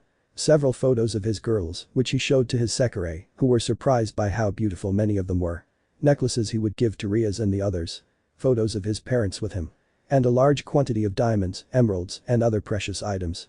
The great invention that Azazel made to create jewelry, a good invention at last, were the words Zersich and Michael said when they saw him take diamonds and emeralds out of the machine, and finally, blueprints of inventions that Azazel gave him, such as a cell phone that recharges with solar energy and is almost bulletproof, with long-lasting charge and other technologies of all kinds. Present. Issei was training with Longinus because he wanted to become proficient with the spear. He could use it as a weapon, but Drake told him he could use the sword of the dragon if he had the proper training, since it was Cao Cao himself who gave him the weapon. Issei could use sword birth and blacksmith, but only for short periods. He could only summon swords of light and darkness, not Kiba's balance blade. That was exclusive to him, according to Drake. However, he could have a balance breaker. He also trained with X Durandal, although he had already trained with Zenovia's help, but now he wielded it much better. Anyway, it had already been 1 week and 6 days since he arrived, and his life changed quickly, thanks to Takami and her Sekirei, although in his heart there will always be those women who loved him, despite him being a first-class pervert. She was performing elegant, precise, and deadly movements, all under the gaze of the newly arrived Sekirei one Mia, who was very impressed, although her face did not show it, although her eyes did. Issei noticed this and stopped his training to look at Mia and smile at her, causing a pleasant warmth in the chest of the cold Sekirei woman, but she ignored it. Hello, greeted the chestnut-haired man with Longinus leaning on his shoulder. Hi, Issei sent regards Mia. Are you going to train? Issei asked. Yes, she said simply. Would you like to train with me? Issei asked, and Mia looked at him doubtfully. Why? She asked, intrigued. Besides, she could kill him, which would be impossible at this moment since he recovered quickly. Well, I can see that you're someone strong, stronger than Kazuhana, Karasuba, and Matsu. Even Matsu is weaker than you, and I want to train with someone since I need a training partner, Issei said, and she just looked at him doubtfully. I don't want to hurt you, she said. I don't think you can, and it's not that I think you're weak, since I said you're very strong, but I've fought against beings that surpass the limit of strength, and I came out unscathed, but with 1 or 2 injuries, Issei said, looking with a smile at Mia, who only saw that smile full of confidence, and although she was annoyed by what he said first, she was surprised by what he said second. Good, she said, and drew her katana. Thank you, Issei said, drawing a katana from his boosted gear. It was made of Asgardian metal and crafted by Yaokai. Imagine Ichigo's Zanpakuto from his fight against Aizen, complete with chain. Mia saw the beautiful katana that had a black chain wrapped around the chestnut-haired man's forearm, and Issei noticed and spoke. I see you liked it. This is a gift a great woman gave me, he said, remembering how Yusaka had given him the katana before their night together, something Issei would treasure forever. It's beautiful, Mia said, looking at the sword. Just like the one who gave it to me, very beautiful, but let's leave that aside and cross arms, Issei said in a fighting stance. Yes, said Mia, taking a fighting stance. They looked at each other, their eyes locked, and despite it being a short training session, they forgot about that and focused on their opponent. In Issei's room. Matsu watched the match from a PC that the brunette had in his room. Kazuhana and Karasuba, who had just arrived from his checkup, looked at both fighters. Ah, I knew this would happen sooner or later, Karasuba said, looking at Issei and Mia. Yufufufu, I really wanted to fight Mia, said the now sober Kazuhana, looking at her beloved Ashikabi in front of her friend Sekirei. I can handle Mia, but this is still surprising, said Matsu, blushing as she looked at her Ashikabi. I already want some of her genes in me, hahaha, Matsu said pervertedly. Not if he does it with me first, Karasuba said. Yufufufu, if anyone will do it with Anada it will be me, since as far as I know he likes big breasts, and out of the 3 of us, I am the one with the biggest ones, Kazuhana said smugly, teasing Karasuba. HMPH, but I am their first Sekirei, and that gives me the right, Karasuba said. So what? Just because you're the first doesn't mean she'll do it with you first, Kazuhana said mockingly, along with Karasuba. Stop fighting, Ice-tan will get angry. Let's watch the fight instead, said Matsu, calming both beasts who then turned their attention to the monitor. Back with Issei and Mia. With great speed, they both crossed weapons. Issei didn't exert much force since he didn't want to end this quickly. Mia was strong, more so than Akita, since the force he exerted was great and his weapon withstood it. They separated and Mia quickly attacked Issei with a side slash, which Issei blocked with his sword, quickly countering with an upward slash that Mia dodged by jumping back. Issei didn't stay still and closed the distance with the Sekirei, who was surprised. Issei launched a vertical slash that Mia blocked and quickly attacked with a cut that Issei dodged by moving to the right. Their swords clashed, and the sound of metal clashing could be heard throughout the room. You're strong, Mia said seriously. Likewise, Issei said with a smile.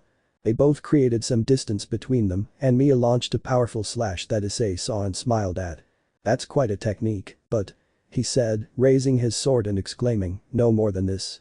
Before unleashing a slash of dragon energy that dissipated Mia's cut and passed by her, dissipating before hitting the wall. That left both Mia and the spectators speechless for a while. Mia launched an attack with 10% of her power, but Issei quickly dispelled it. "It was a good attack, but no more than 4% of my power," Issei said, shocking the girls. Mia knew it, she knew why she felt that warmth in her heart and soul, she reacted to this boy in front of her, but she had better think things through and not rush into anything. "I surrender," said Mia, and the Sekirei who were watching this from their Ashikabi's room froze. Mia surrendered, the strongest of them all surrendered just like that. "Seriously, that's awful, and I was just starting to have fun," Issei said, pouting, which made Mia turn away to hide a blush that appeared on her face, and the three Sekirei of the brunette had hemorrhages imagining Issei with that face when they were intimate. Mia said nothing, she just bowed and quickly left, leaving the brunette alone. "That's strange, why did she give up?" "Well, I won't force her to do something she doesn't want to do," Issei said, returning to his training. Half an hour later. Issei stepped out of the shower in his room, seeing his Sekirei there. Matsu was looking at things on the laptop in the boosted gear. It had zero hentai content since, with Rias and the others, he didn't need it anymore. In fact, he'd made a lot of money selling his stuff to Mitsuda and Motohama. The perverted Sekirei with glasses was looking with great interest at some files on one of the many USB drives she'd taken from Gregory after his destruction. Azazel had bequeathed everything to her before dying to protect his own. Kazuhana was reading one of the novels that had once belonged to Gabriel, his Gabriel, who loved romance and had several of them, which he kept along with various things that would remind him of her, his beautiful angel. Karasuba was sitting on the floor in Seiza, cleaning one of the katanas Issei had given her. Dojajiri, the sword that killed Shutenjai and which she retrieved from the ruins of Kyoto. That sword was one of the many Yasaka had given him. The three of them were calm, and when they saw him come out they smiled at him, although Matsu smiled more pervertedly while her glasses sparkled.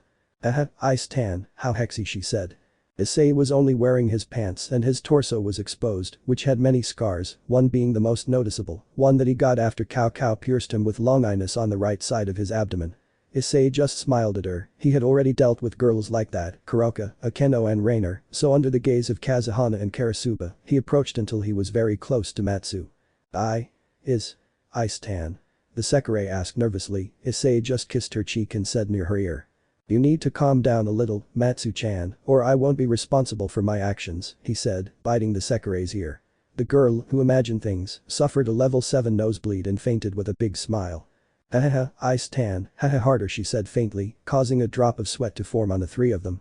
"She will never change," Kazuhana said. "She's just a pervert," Karasuba said. "Yes, but she's my pervert, just like you are my beautiful girls," said the brunette. They both blushed but smiled and approached to kiss Issei.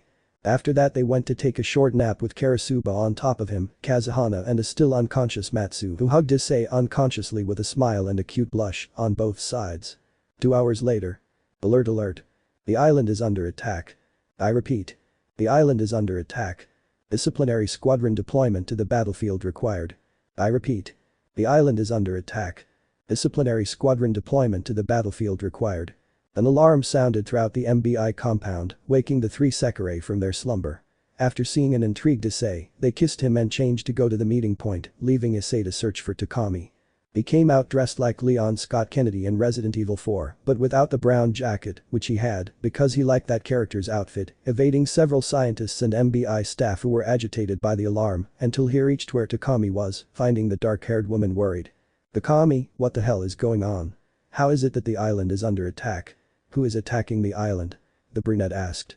"You see, Ice-kun, several governments were interested in this island after Manaka made it extraterritorial and erased it from the map, making them search for the Sekirei at any cost. Now, an army from 5 nations is attacking the island to take away the Sekirei who haven't matured. We have the disciplinary squad, but they can't focus on everyone at once," she said worriedly, but calmed down when she saw Issei's serious expression. "You know, I think that's the stupidest thing anyone could do in my presence. I won't let them get to the Sekirei. I'll put an end to this. It bothers me that because of a stupid decision and a stupid feeling of greed, they want to harm beings who haven't even seen the light of day," Issei said angrily, surprising Takami, who smiled at that. "Will you help us?" she asked, looking at the chestnut-haired man. "I'll help you, I'm doing it for you who helped me even when you shouldn't have, for the girls who have become the most important thing to me now, and for those Sekirei who haven't grown up and have found their destined selves," he said seriously, and that made Takami blush. He's doing it for me, she thought happily, pleased that someone was doing something for her. Thank you, Ice-kun, Takami said, smiling at the brunette, who smiled back. Don't worry, he said, walking towards the door. See you later, he said, leaving the place. Seriously, I couldn't have chosen anyone better. It'll be worth going out with him even though he's young, although his history shows he's been with women older than him, Takami said cheerfully. If he's been with Yusaka, Gabriel, and Serapho, who are thousands of years older than him, why not with one who's only 3 years older? Outside. Amikura Coast. The disciplinary squad attacked all the soldiers who arrived on the island. Karasuba easily annihilated them since his coach Issei taught him a lot. Matsu was amazed, but also killed any idiot who attacked. Matsu, with her powers now amplified since she did Naruto with Issei before coming, disabled several helicopters that fell into the water and then exploded. Kazuhana, also with her Naruto, made helicopters fall like flies. Mia launched attacks with her katana, splitting several ships. The squadron was busy with their own, neglecting an opening which they exploited by sending ground troops who entered the laboratories shooting anyone in the place. Luckily, they only wounded them, but as they always say, karma is a bitch, and this is a bucking humanoid dragon who was angry and was blocking the way for a platoon of 60 heavily armed soldiers who pointed their weapons at him. Surrender and you won't get hurt, brat, said the one who appeared to be the platoon leader, looking at the brunette who had a dark look. Fuck you idiots, Issei said. I warned you, you little shit, fire. Said the leader as everyone fired at Issei, raising a cloud of dust as several bullets hit the walls. Cease fire, said the leader, but what happened next terrified them. There was Issei with several bullets that deformed upon hitting his tough dragon skin and with one bullet that he caught with his teeth. Is this all? He asked with the bullet still in his mouth and an annoyed look, he spat out the bullet which passed by the leader's head and hit 5 soldiers between the eyebrows, causing grey matter to spill out around the place. Mama damn it, what the hell are you? The leader asked in terror, and his soldiers stared in fear at the brunette whose eyes glowed green. Issei saw that there was no one in that room, only the soldiers and a corridor that led outside. Several of the wounded were in other places but not near there, and he already knew what to do. I am their stupid deaths, he said, smiling as he took a breath and puffed out his chest. Pubrins. He didn't finish speaking as the flames consumed him. Outside the place where Issei was. At the exit of the place where the soldiers entered, a very powerful flame erupted and burned everything in front of it. It came out as if it were a laser beam, since all those who fought saw that burning flame. The disciplinary squad watched the flare from their positions. Matsu, Karasuba and Kazuhana felt a rush of heat as they sensed the power emanating from its source. Mia felt the power and knew it was immense, while Matsu felt a chill at the sheer force of the explosion. The closest to the place was Karasuba, who saw how the fire left a charred path, several half-burned corpses, and that, from the entrance to the place, there were flames that blocked the view. Karasuba saw well, and saw that a shadow was peeking out, a figure with some resplendent emerald eyes that she knew, and that excited her. Ice, did you do this? The Sekirei asked, looking at the now present brunette who was coming with a mean face and a katana in his hand. He looks damn hexy like that, serious, the Sekirei thought, looking at the brunette. I asked Takami what all the fuss was about, and she told me there were several idiots who were going to take away the Sekirei who are in the process of growing, Issei said, approaching his Sekirei to kiss her. Come on, let's finish this, he said, smiling at her. Okay, she said, and they both headed towards the island's shores. Amikura Coast. Mia and Matsu were watching more ships arrive from the front. Kazuhana was taking care of several soldiers by sending them flying. Matsu was hacking the systems of the helicopters that were falling like flies. Matsu wiped out ground units, and the now newly charged Naruto activated Karasuba mercilessly annihilated several soldiers. Issei watched everything from a distance to see how strong a group of Sekirei, yes, I know Matsu is a male Sekirei, but that's how it is, were in battle, surprised that Mia would be above Akita Sauji's level, and that was without having 100% of his original power, since it was adjusted according to Takami. Matsu might be weak, but could give the FBI, NASA, the CIA or any agency with good defenses in their systems a run for its money. Karasuba and Matsu could match Akita if it was sword skill, and Kazuhana could be at the level of a high-class devil, or so I think, but that's how it will stay. Your women are certainly strong, my friend Drake said. Yes, that makes me very happy, Issei thought, watching them fight easily, wiping everything out. About 2 hours passed and more troops arrived, and the Sekirei were bored, so Issei decided to end this. Mia, Matsu, Kazuhana, Karasuba and Matsu watched as swords emerged from the ground and swiftly eliminated the soldiers. Wow, they sure do die easily, said Issei's voice, holding a sheathed 15th century sword in his hand his friend Kiba's sword birth. Fine, you want war. Then war I'll give you, Issei said, beginning to draw the sword. Sword birth dragon knight rising, Issei shouted, summoning 30 knights in dragon armor made of swords. Knights, it's time to unleash hell on earth. The brown-haired man said sternly, as the knights charged at the 300 soldiers firing at them. The attacks were so tough that the missiles only cracked the armor slightly. Only someone more powerful than me can destroy that, so you'd better die, Issei said. Ice-kun? Kazuhana asked, watching his Ashikabi attack the soldiers with his knights. Hello, the brunette greeted normally, as Matsu lunged at him. What are you doing here, Ice-tan? Matsu asked. I came to stop the stupidity by eliminating these idiots, Issei said normally. Really? Mia asked, and Matsu just looked at him, somewhat puzzled by that. Yes, they want to take the Sekirei who haven't awakened yet, and well, I'm angry and I've come to eliminate them, Issei said, kissing Matsu's forehead, who laughed like a fool at that. Then he gently pulled away and headed towards the edge of a cliff there. He looked at several ships, about 10 or 11. That's very few, but what does it matter? Issei said, preparing to draw his balance breaker. What will you do? Mia asked. Just relax and watch, Issei said, smiling. Alright Drake, time to finish this, Issei said, and the girls and Matsu looked at him, puzzled. Karasuba, who had just arrived, was eager to see what his Ashikabi would do. Issei took his katana and raised the weapon. Boost, boost, boost, boost, boost, boost was the sound of the newly appeared gauntlet that surprised Miyamatsu, along with the spectators Minaka and Takami. One smiled thinking that he could experiment with it, and another thought that they had a strong ally for the Sekirei transfer, and the power was imbued into the sword. Now. Issei shouted, beginning to lower the weapon that was charged with green dragon energy. Sekiryuutei slash and unleashed a slash that sliced through several ships, sinking them like mere paper boats. Leaving both Mia, Matsu, and the others in shock and their Sekirei completely enamored and amazed by what had just happened. I used this attack at full power against that damned monster, but now I'm using it against mere humans, Issei said to himself.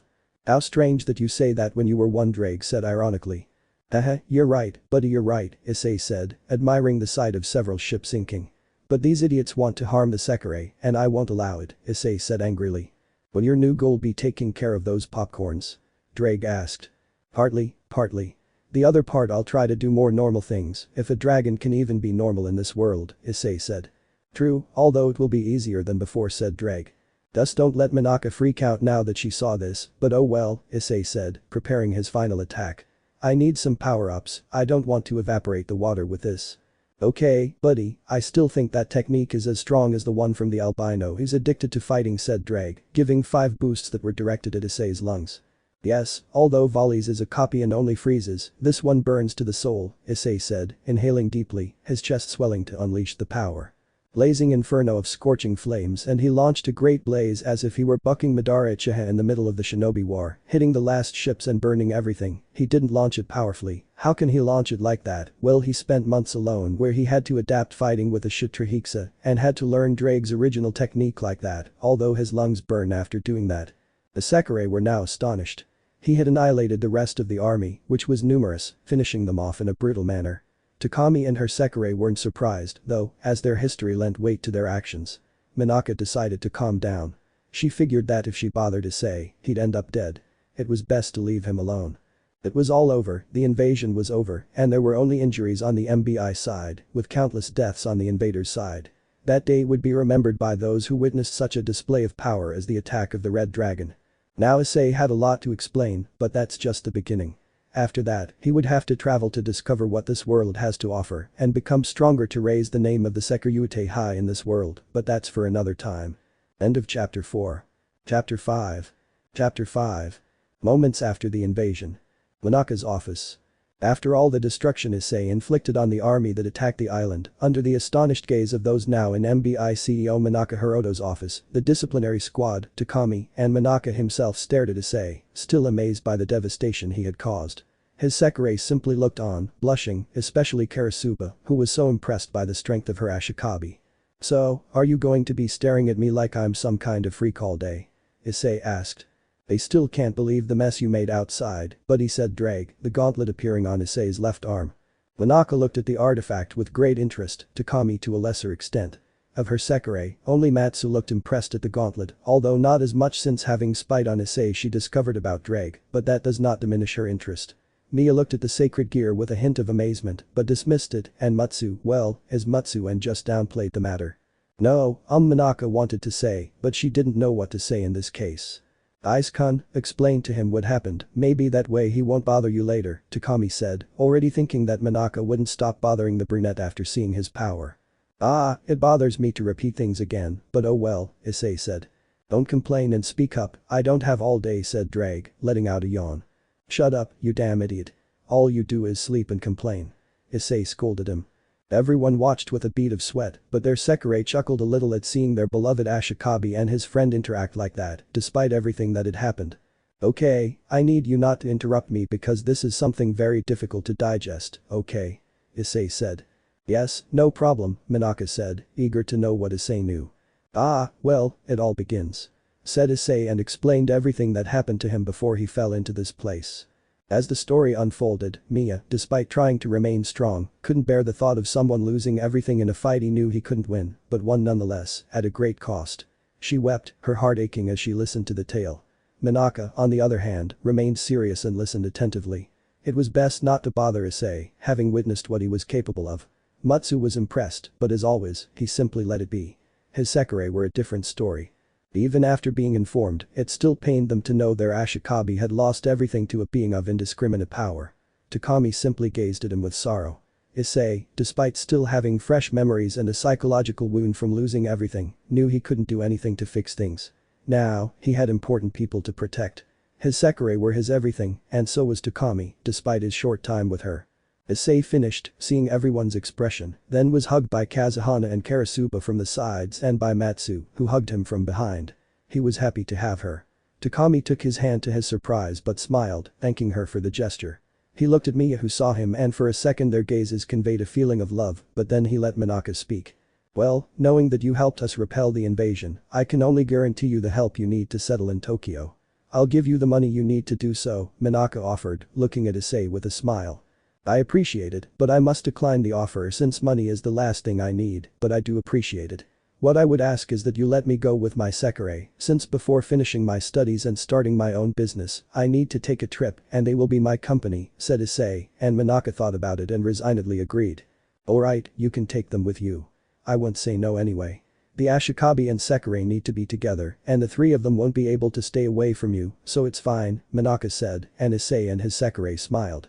After that, they left Minaka's office with him inside. Issei and his Sekirei would stay a little longer. According to what he learned from Takami, Mia would also be traveling the world to meet him. Issei thought about inviting her, but he didn't know if she would accept. He thought he should go after packing his things. He promised Takami he would contact her when he could, which pleased the dark-haired girl. Hours passed and they got everything ready, so Issei kissed his Sekirei and went to find Mia. Training room. In the middle of the room stood Mia, now dressed more traditionally. She wore a traditional Maiko outfit consisting of a purple hakama, a white haori with a matching belt, wooden sandals, and a white ribbon to partially hold her hair in place. Ignore the brain-destroying weapon he's holding in his hand. Issei arrived and was surprised to see her. She had her katana sheathed in her hand while staring into space. Issei decided to speak. Hello, Issei greeted. Mia turned to look at Issei. Ah, hello, she returned the greeting. I heard you'll be traveling the world too, Issei said. Yes, I want to know what lies beyond the island, I want to discover new places, she said calmly. You know. Issei began, drawing her attention, I'm new here too, and even though this world and mine are similar, I want to see what new things I can find. Besides, I never traveled in my world, I only went on missions and never took time for a short vacation, haha, Issei said, noticing Mia's intrigued look. The thing is, I wanted to know if you'd like to join the girls and me, since we want to visit several places before I go back to finish my studies, Issei said. Mia considered the proposal. She already wanted to meet Issei. It seemed strange to react to him, but all that faded away when she saw what he could do. But she wouldn't just go with him like that. She wanted to get to know him and have him teach her some things she didn't know. Okay, she said, approaching Issei. Great. Issei exclaimed, but he looked at her strangely when she drew her sword. Do you want to do one last training session before we leave? Issei asked, summoning his sword. Yes, she said. They saw each other and turned against one another. Only the sound of metal against metal could be heard from inside the training room. Time skip. 3 days later. Tokyo Airport.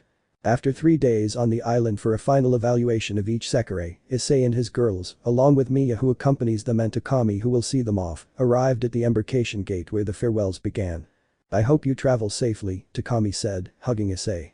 take care of yourselves too, girls, she said to the Sekirei, who hugged the woman who had helped them several times.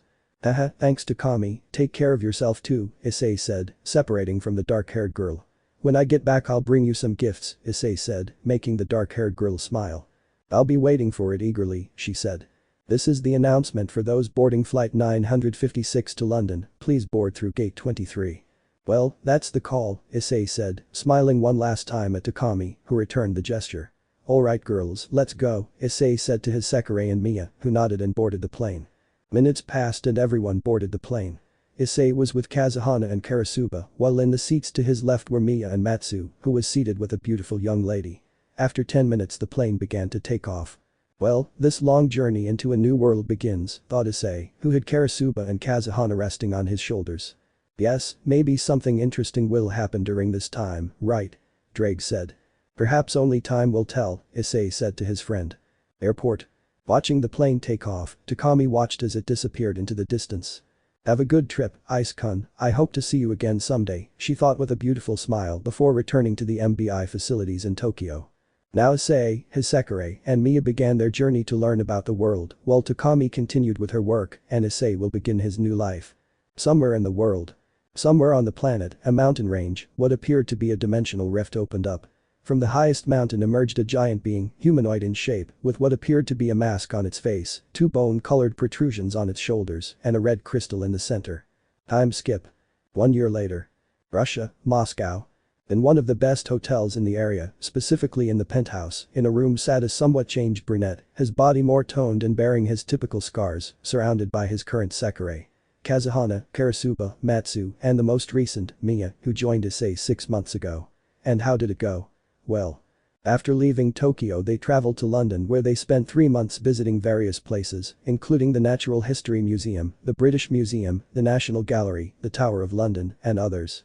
After that, they traveled to Egypt to see what they could see.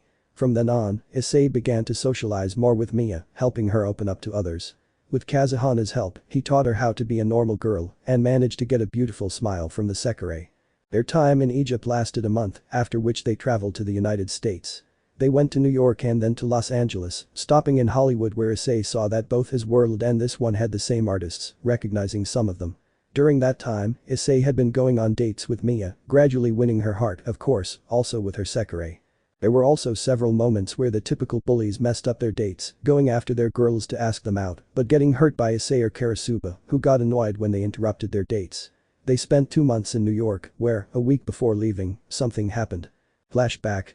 6 months earlier, Central Park. Issei was on his 11th date with Mia, now they were in New York, specifically Central Park, having a picnic under a leafy tree, watching couples come and go, children play and so on, something peaceful and beautiful. This is a very good day, said Issei, lying back on the blanket he had laid on the grass, and Mia, sitting beside him, smiled beautifully. You're right, Ice-kun, she said, watching people come and go, then looking at Issei's calm face. You know, she said, and Issei looked at her. I appreciate you letting me come with you and the girls, Mia said, smiling at Issei, and he smiled back. You're welcome, I did it because I wanted to get to know you better, and something deep inside me told me not to distance myself from you, Issei said. I didn't tell you anything about that, Drake said from Issei's mind, who felt a vein pop up because of it. Go to sleep, you idiot Rex, Issei said to his friend, who, because of fighting, didn't notice the blush on Mia's beautiful face. You know, Ice-kun, I'm glad I met you, Mia said, smiling, and Issei smiled back.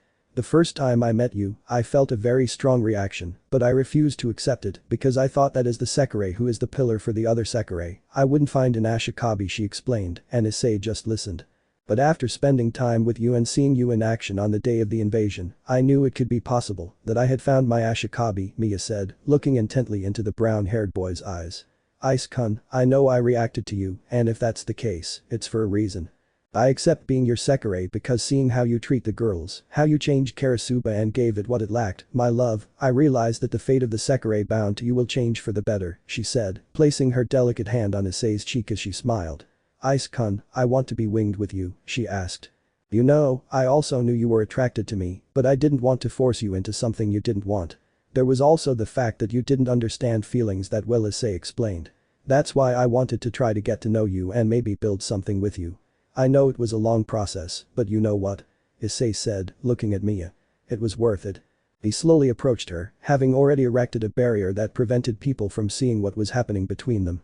Issei kissed Mia, and she, with tears of happiness at finally feeling what she longed for, reciprocated. Issei, sitting, took Mia by the waist and sat her on his lap, while Mia wrapped her arms around his neck. Beautiful multicolored wings sprouted from Mia's back, emitting a warm feeling to everyone within their range. They also radiated power, which ceased after a few minutes, but they continued kissing with love. Several minutes passed until the factor called oxygen caused them to separate, with a thin thread of saliva connecting their mouths. They looked at each other lovingly and pressed their foreheads together while smiling at each other, a very happy atmosphere for both of them. "Thank you for being my Ashikabi Anada," Mia said, hugging Issei and resting her head on his chest. "And thank you for accepting to be my Sekirei," Mia, Issei said, hugging the Sekirei protectively. They stayed until evening fell and returned to the hotel where Issei and his Sekirei were staying. Upon arriving, they were very close together, with Mia clinging to Issei's arm. A big argument broke out between Mia and Karasuba, a battle of jealousy where lightning flashed from their eyes. Issei felt a sense of deja vu and was reminded of Rias and Akeno, Seraphol and Gabriel, Rainer and Irina, and Kaneko and Ravel. He smiled at the sight and hugged all his Sekirei, making them blush slightly. Smiling, he said. "I love all of you girls," Issei said, and that made them all blush, although Kazuhana smiled like Akeno when she blushed. End of chapter 5. Harem Part 1. This is an update to the harem because that's what I want it to be, and that's it, why lie to you, so here it is. 1 Brain 01. 2 Matsu 02. 3 Kazuhana 03. 4 Karasuba 04. 5 Himura 06. 6 Akitsu 07. 7 Yum 08. 8 Tsukiyumi 09. 9 Grape 10. 10 Hikari 11. 11 Hibiki 12. 12 Toyotama 16. 13 Yomi 43. 14 Such 55. 15 Yahin 57. 16 Construction 87. 17 Musubi 88. 18 Heihane 104. 19 Bensbasa 105. 20 Kusano 108. I accept suggestions since the lowly won't work well for this essay. Harem Part 2. 21 Mai 102, Mai Shiranui Kaf. 22 Shigure 30, Shigure Kasaka Kinichi. 23 Seo 21, Seo Hitsugi, Triage X. 24 Ryofu 99, Ryofu Hausanikatausen. 25 Kansas U60, Kansas U Unchawikatausen. 26 Yuuko 23, Yuuko Sajiri, Triage X. 27 Yuri 60, Yuri Han Street Fighter. 28 Esdeeth 66, Esdeeth Partizakame Ga Kill. 29 Asagi 58, Asagi Agawa, Taman and Asagi. 30 Meifeng 13 Lee Meifeng the best of Lee Meifeng. Harem Part 3 and Final. 31 Cherry Bayonetta 32, Bayonetta.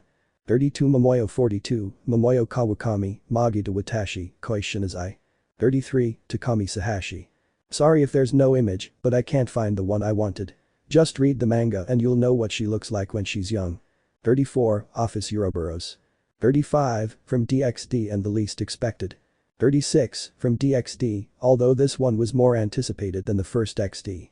This concludes the harem, there are no more, and yes, I know there are many, but now I can manage on my own haha. I just removed a few things, nothing major, so don't worry, I'll be updating this soon. I'll just edit the next chapter to upload it. Chapter 6. Chapter 6. Anno 2020. Shintoi Tito. Gremory's Industries. Officina del CEO. In a large skyscraper, slightly larger than MBI's facilities in the center of Shintoi Tito, formerly known as Tokyo, until the madman Manaka bought 90% of the city, about 30 kilometers away from MBI, is Gremory's Industries, a company known worldwide for its high-quality products. This company is dedicated to various areas of life, from everyday life, such as the visual environment, industry, and aeronautics, and is also the one that created the new defense units that protect several countries of the world from new threats. The CEO of this empire is none other than Issei Haidu Gremory, who appears to be 22 years old, but is actually 37. He is a full-fledged dragon, having had to modify the parts his beloved Rias left within him to maintain his current powers, which have been invaluable when he's not in his combat unit. Issei is currently married to Takami Sahashi Haidu, who, after accepting the dates the brunette asked her out, succumbed to the love she began to feel and married him. However, this marriage was merely for show, as for a dragon, according to Drag, these laws don't bind them, and their mates, once marked, are already theirs. It's something stronger than marriage. Issei also has his current Sekirei, his wives. His fourth Sekirei, Mia, runs the Izumo Inn, which belonged to his late friend and colleague of his wife Takami, Azama Takehido. Mia has changed a great deal and is now the very embodiment of the ideal wife. Japanese, she is sweet, affectionate, attentive, submissive, surprisingly, and more. She is the ideal wife and demonstrates this to Issei whenever they are alone in a room. Next, his first Sekirei, Kurisuba, who changed a lot thanks to Issei's love, has partly forgotten her violence and become mostly kind, although she is quite the pervert when she is with Issei, tempting him constantly, and her efforts have sexual results, often leaving her in bed for half a day. Next is Kazuhana.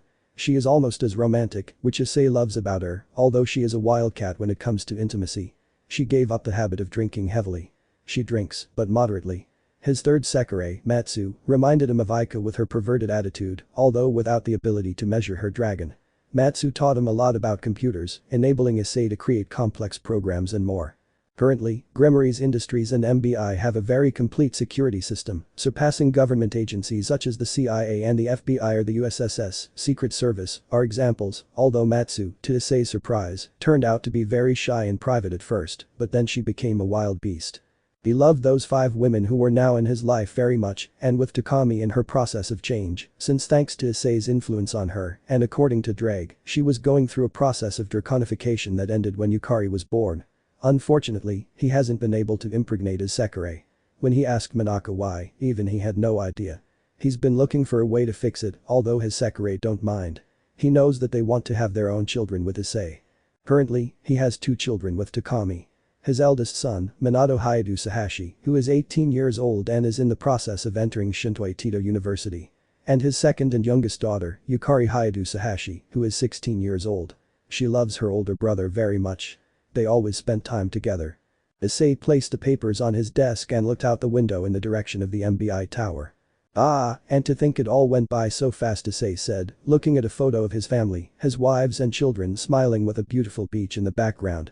It was their vacation in Hawaii. Issei's current appearance. Well then, he said, getting up from his chair and pressing a button that alerted his secretary. Miss Watanabe, please put all pending appointments on hold as my family comes first and take the rest of the day off, Issei told his secretary through the microphone. Alright Mr. Hayato, I'll put everything on hold and have a nice day, said his secretary. Alright, now to go home with the girls, Issei said, then sighed. Now that Minaka has freed the Sekirei, everything is crazier, Issei said. Yes, that guy can't take anything, that and now I feel even more strongly those bonds you share with your destined Sekirei, said the voice of the Sekiryuutei Drake Goth from the mind of the chestnut-haired man. You can say that again, old man, but oh well, whatever fate wills, said Issei, taking his jacket from the coat rack and his car keys to take the elevator down to the parking lot and get on his motorcycle. Scotland Spirit ES1 $369 million. I still think it's a nice motorcycle, Issei said, getting on and putting on his helmet. He started the motorcycle and proceeded to leave the company. Shintoi Tito streets. Issei stopped at a traffic light at an intersection. He thought it would be better to go buy something for the girls, some food since it was almost lunchtime, and he wanted to bring them something to eat since Mia always made the food, sometimes helped by Kurisuba, who cooked very well, and sometimes by Takami, but most of the time she did it alone. Issei then decided to stop near the park to call home. Since they answered the phone immediately. If you don't see me, it's because I'm not available, ignore me, I just wanted to make that joke xddd. Hayato residence, which I wish, replied a silky voice, it was Mia who at that moment was cleaning the room. You can do it, Mia-chan, Issei said in a hoarse voice.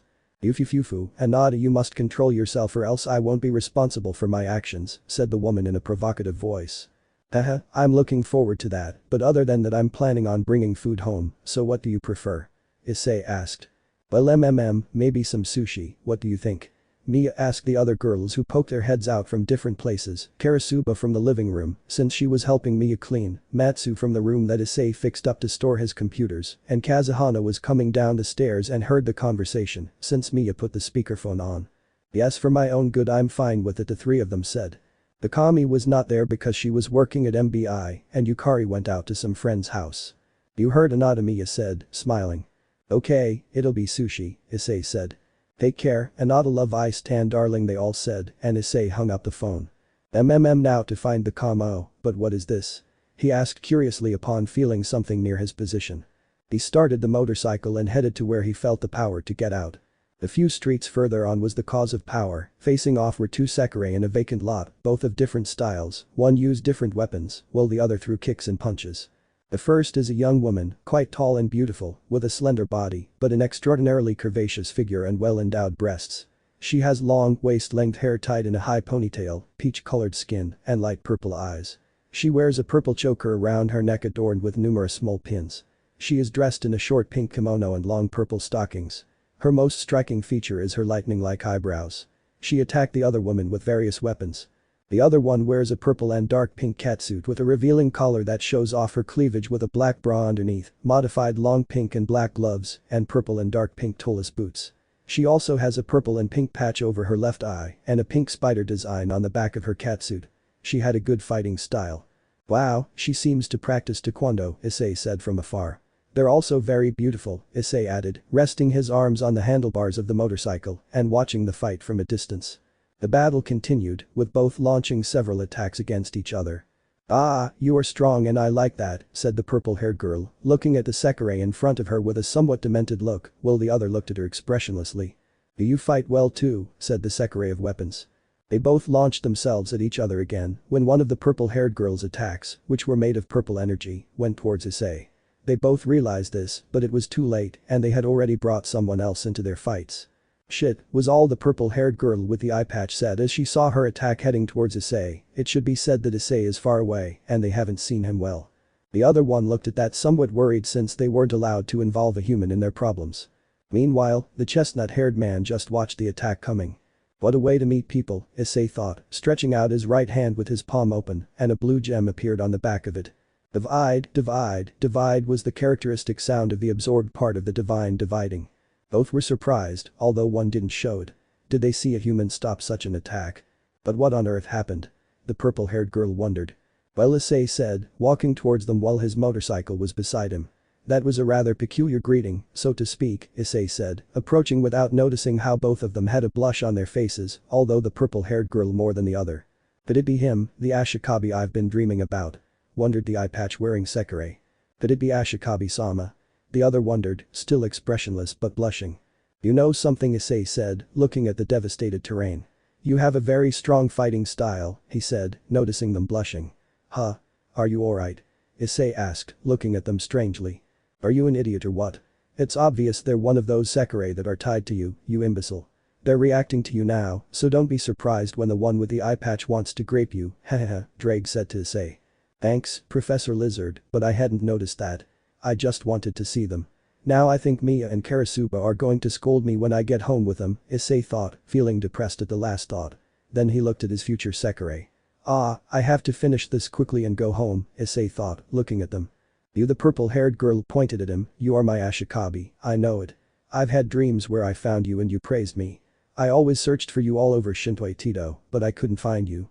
I spent a year searching, and finally I'm in front of you, my Hexi Ashikabi," the Sekirei said, approaching him and swinging her wide hip suggestively. She came closer and put her arms around the chestnut-haired boy's neck, who looked at her. "And now I'm with you," she said, kissing him deeply. Issei returned the kiss with the same passion, pulling her towards him by gently embracing her waist. White wings, like his other Sekirei, appeared on her back, but they continued kissing even after the phenomenon. "Ah," he sighed after kissing his current Ashikabi and licked his lips sensually, looking into his Ashikabi's eyes. "May the promise of my lethal kicks protect my Ashikabi from all those who wish to harm him. Sekirei 60, jury at your service, my lovely Ashikabi fufufu," he said, smiling with a hint of perversion, making Issei tense. "He's definitely going to grape you, old man," ha Drake mocked, making Issei even more nervous. Yuri stepped aside and the moment for the other Sekirei arrived. "You're the Ashikabi whom I have been waiting for so long," said the Sekirei, blushing slightly. She approached and gently kissed the brunette. It was a soft and warm kiss. Issei wrapped his arms around the Sekirei's waist and deepened the kiss. They remained joined even after she was pulled away from the brunette. After 5 minutes, they separated and looked into each other's eyes, light purple and emerald green. She smiled, though only for a few seconds, before returning to her monotonous features. "May the promise of my weapons protect my Ashikabi from his enemies," the Sekirei said. 30 Shigeru will be with you forever, Ashikabi-sama, Shigeru said to Issei. "Ah, you know what," Issei said, looking at them. He smiled at the sight and sighed resignedly. "I didn't expect to meet you like this, but you see, fate works in mysterious ways," Issei said, smiling. Juri smiled back, and Shigeru, well, it was her, Shigeru and Akitsu will be great friends XD. "Now, let me introduce myself," Issei said. my name is Haidu Gremory Issei. I hope we get along well. Oh, and please just call me Ice, since we'll be living together from now on, he said, smiling. Yufufu, with pleasure Ice-kun, Juri said, hugging his right arm and placing it between her modest breasts. Take care of me from now on, she said with a perverted face.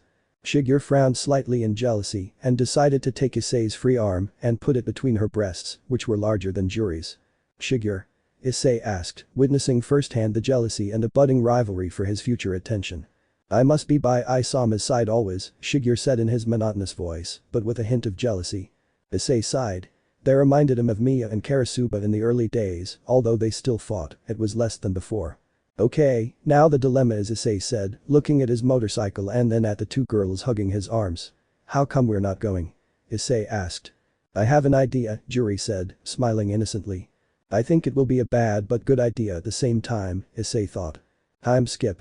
North Zone Shintoi Tito. Near Izumo Inn. Issei was walking with his new Sekirei on the right while his motorcycle was on the left since he wanted to avoid doing anything inappropriate with Juri. What happened? Well, her idea was for Issei to take her place driving, with Shigure behind him, hugging his torso, which he did. Then she sat in front of Issei in a very compromising position, pressing her hexy rear end against his crotch. He managed to hold out until they were near Izumo Inn. Of course, after using magic to avoid being stopped by the police for carrying 3 people on a motorcycle, and after buying all the food, they ran out of gas, which is why they were walking. So you're a billionaire tycoon, Ice-kun? Juri asked, shocked. Yes, but I don't really like fame and all that. I avoid the media and such. I live in the inn I bought from a deceased friend of mine. Luxuries disappear quickly and it's better to live humbly, Issei said. Besides, even though I dress well and have houses and everything, I stopped thinking of luxuries as something important a long time ago. I only live with what I need. The rest will be there for my children, Issei said, and Juri, upon hearing the word children, began to imagine things involving Issei plus Juri plus bed equals censorship and Shigure. The son of Isama, she thought the same but with less perversion. Besides, these aren't my first Sekirei, Issei said, leaving the motorcycle by the main entrance. Of course, Shigure and Juri got jealous when they heard he had more Sekirei, although Juri didn't care much, but it did make her jealous. Just as Issei was about to open the door of Izumo Inn. Ara, Anada, you're very fast, Yufufu said, a smiling Miya, welcoming her husband. Hello my love, I'm home now, Issei said nervously. Damn, I would never have let Miya learn that from Takedo, how I curse him for making my lovely wife someone terrifying, he thought, frightened as he saw Hanya's mask behind Miya. And not only him, his 2 new Sekirei also broke out in a cold sweat when they realized who they were facing. It can't be, Sekirei 01, Ice-kun is very impressive to have someone like her, Juri thought nervously. So, Anada, aren't you going to introduce us? She asked, now calmer. She just wanted to tease her husband a little. Aren't you angry? The brunette asked, surprised. No, because sooner or later more Sekirei would join you, but that doesn't mean Karasuba won't be upset, she said, turning Issei blue as he remembered his jealous Sekirei. Damn, I forgot about her, Issei thought. Ah, we'd better go inside and introduce them to the girls, Issei said resignedly.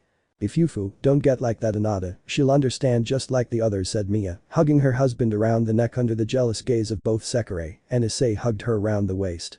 You're right, let's go inside, Issei said, quickly kissing Miya and indicating to his new Sekirei where the living room was. He looked around at all his Sekirei, including his wife Takami, who gave him a thumbs up and winked, and a very serious Karasuba, who looked at the new Sekirei. Ah, it's going to be a long day, Issei thought, only to hear Drake laughing inside the boosted gear. Issei now had 2 new Sekirei and more to come, but he'll manage. What will happen now? Only the next chapter will tell. End of chapter 6. Chapter 7. Chapter 7. Time skip. 3 days later. Izumo Inn. Issei's room. 3 days had passed since Juri and Shigure went to Issei, where he had to indulge a jealous Karasuba for a good while. Juri acted perverted, but nothing that Miya couldn't calm down. Shigure got along well with Miya and Kazuhana, the latter telling her a lot about Issei, which greatly interested the quiet Sekirei. Now Issei was resting with Takami, Miya and Karasuba in his room, the 4 of them were naked under the sheets, since today was their turn at 3 o'clock, they took advantage of the bug, and well, they had hexual results. Issei slowly awoke to find himself embraced by his 2 beautiful Sekirei and his wife, who all wore relaxed but satisfied smiles. Issei smiled lovingly at the sight of them. He loved each and every one of his Sekirei, no, his women. They had helped him cope with a loss, and now he would do anything to take care of them. And although he had agreed to be in Manaka's stupid game, he wouldn't interfere much since he thought it was very stupid. Now Issei left his wives in bed while he went to take a shower and then go downstairs to prepare breakfast, but when he got to the kitchen, he found one of his recent Sekirei cooking. "Good morning Shigeru," Issei greeted, approaching and hugging the blushing but stoic Sekirei from behind. "Good morning Ai-sama, how are you this morning?" Shigeru asked, pausing for a moment from cooking to look at Issei, who smiled at her and kissed her. "Well, thanks for asking," Issei said after he separated from his Sekirei. "Do you need help with breakfast?" Issei asked Shigeru. "If you'd like you can help me with breakfast," Shigeru said, returning to his work. "Okay, let me help you," Issei said. So they both prepared breakfast in comfortable silence. 30 minutes later. Issei and Shigeru finished making breakfast, and Issei put the food on the plates as one by one the brunette's wives came down from their rooms. "Did you sleep well, girls?" Issei asked, approaching to kiss each of them. "Well, without you by our side, not very well, Ice-tan," Matsu said, sitting down after receiving his kiss. "Yes, Anada, it's very lonely when it's not my turn," Kazuhana said dramatically after receiving his kiss. "Ice-kun, when is it my turn?" Juri asked with a pout, sitting down after being kissed. "You must be patient," Takami said, entering the kitchen to kiss her husband. "Everyone has their turn to be with Ice," the dark-haired woman said, sitting down in her chair. "You're talking because you slept with him yesterday along with Miya and Karasuba," Kazuhana said jealously, pouting. Ma Kazuhana, here in this house respect is paramount," Miya said in Hanyu mode, scaring everyone except Issei, since that disturbing smile wasn't meant for him.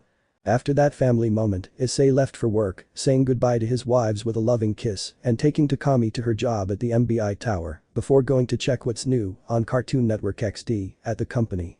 Time skip. 3:30 p.m. Gremory's Industries buildings.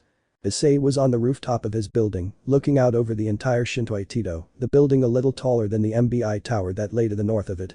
Issei sat on the shore, idly swinging his feet, relaxed after finally finishing the damn paperwork for the new engine tests that would power the jet alone. He was so at ease that he didn't notice a woman approaching, nor did he notice Issei. "Wow, aren't you afraid of falling?" the woman asked, looking curiously at Issei. Issei glanced over his shoulder, finding himself staring at a beautiful, well-endowed young woman with long, dark brown hair, brown eyes, and a well-developed figure. She was wearing a pinkish-purple crop top with a gold star on the front and a gold 10 on the back. For the bottom, she opted for capri pants. "A Sekirei?" Issei wondered. "No, I like things to be extreme," Issei said. The girl looked at him intrigued. She couldn't see his face well from that angle, but she smiled at his response. You're interesting," she said, approaching. "And what's someone like you doing up here?" the brunette asked, getting closer to Issei. Well, I own the place and I go out to relax and get some fresh air, you know how tiring it is to be behind a desk signing papers," Issei said without sounding arrogant. "Oh, impressive for someone so young," Yuzum said, impressed and getting closer to Issei. I'm older than I look," Issei said, getting up to face the girl, who remained frozen in place. "And what's a beautiful young lady like you doing in a place like this?" Issei asked, smiling slightly as he looked at the brunette, still frozen in place. "Great, now Miya and Karasuba are going to kill me for bringing another Sekirei into the house without permission," she thought, crying inwardly as she heard Drake's laughter. "I searched for you for so long," the brunette said, approaching Issei with a tearful face. 2 years since I set out to find you. I thought I'd never find you, I thought I'd never be by your side," she said, tears streaming down her beautiful eyes as she stood before Issei, placing her soft, delicate hand on his left cheek. "But now I'm with you my beloved Ashikabi," she said, smiling. Issei's heart broke when he saw her cry.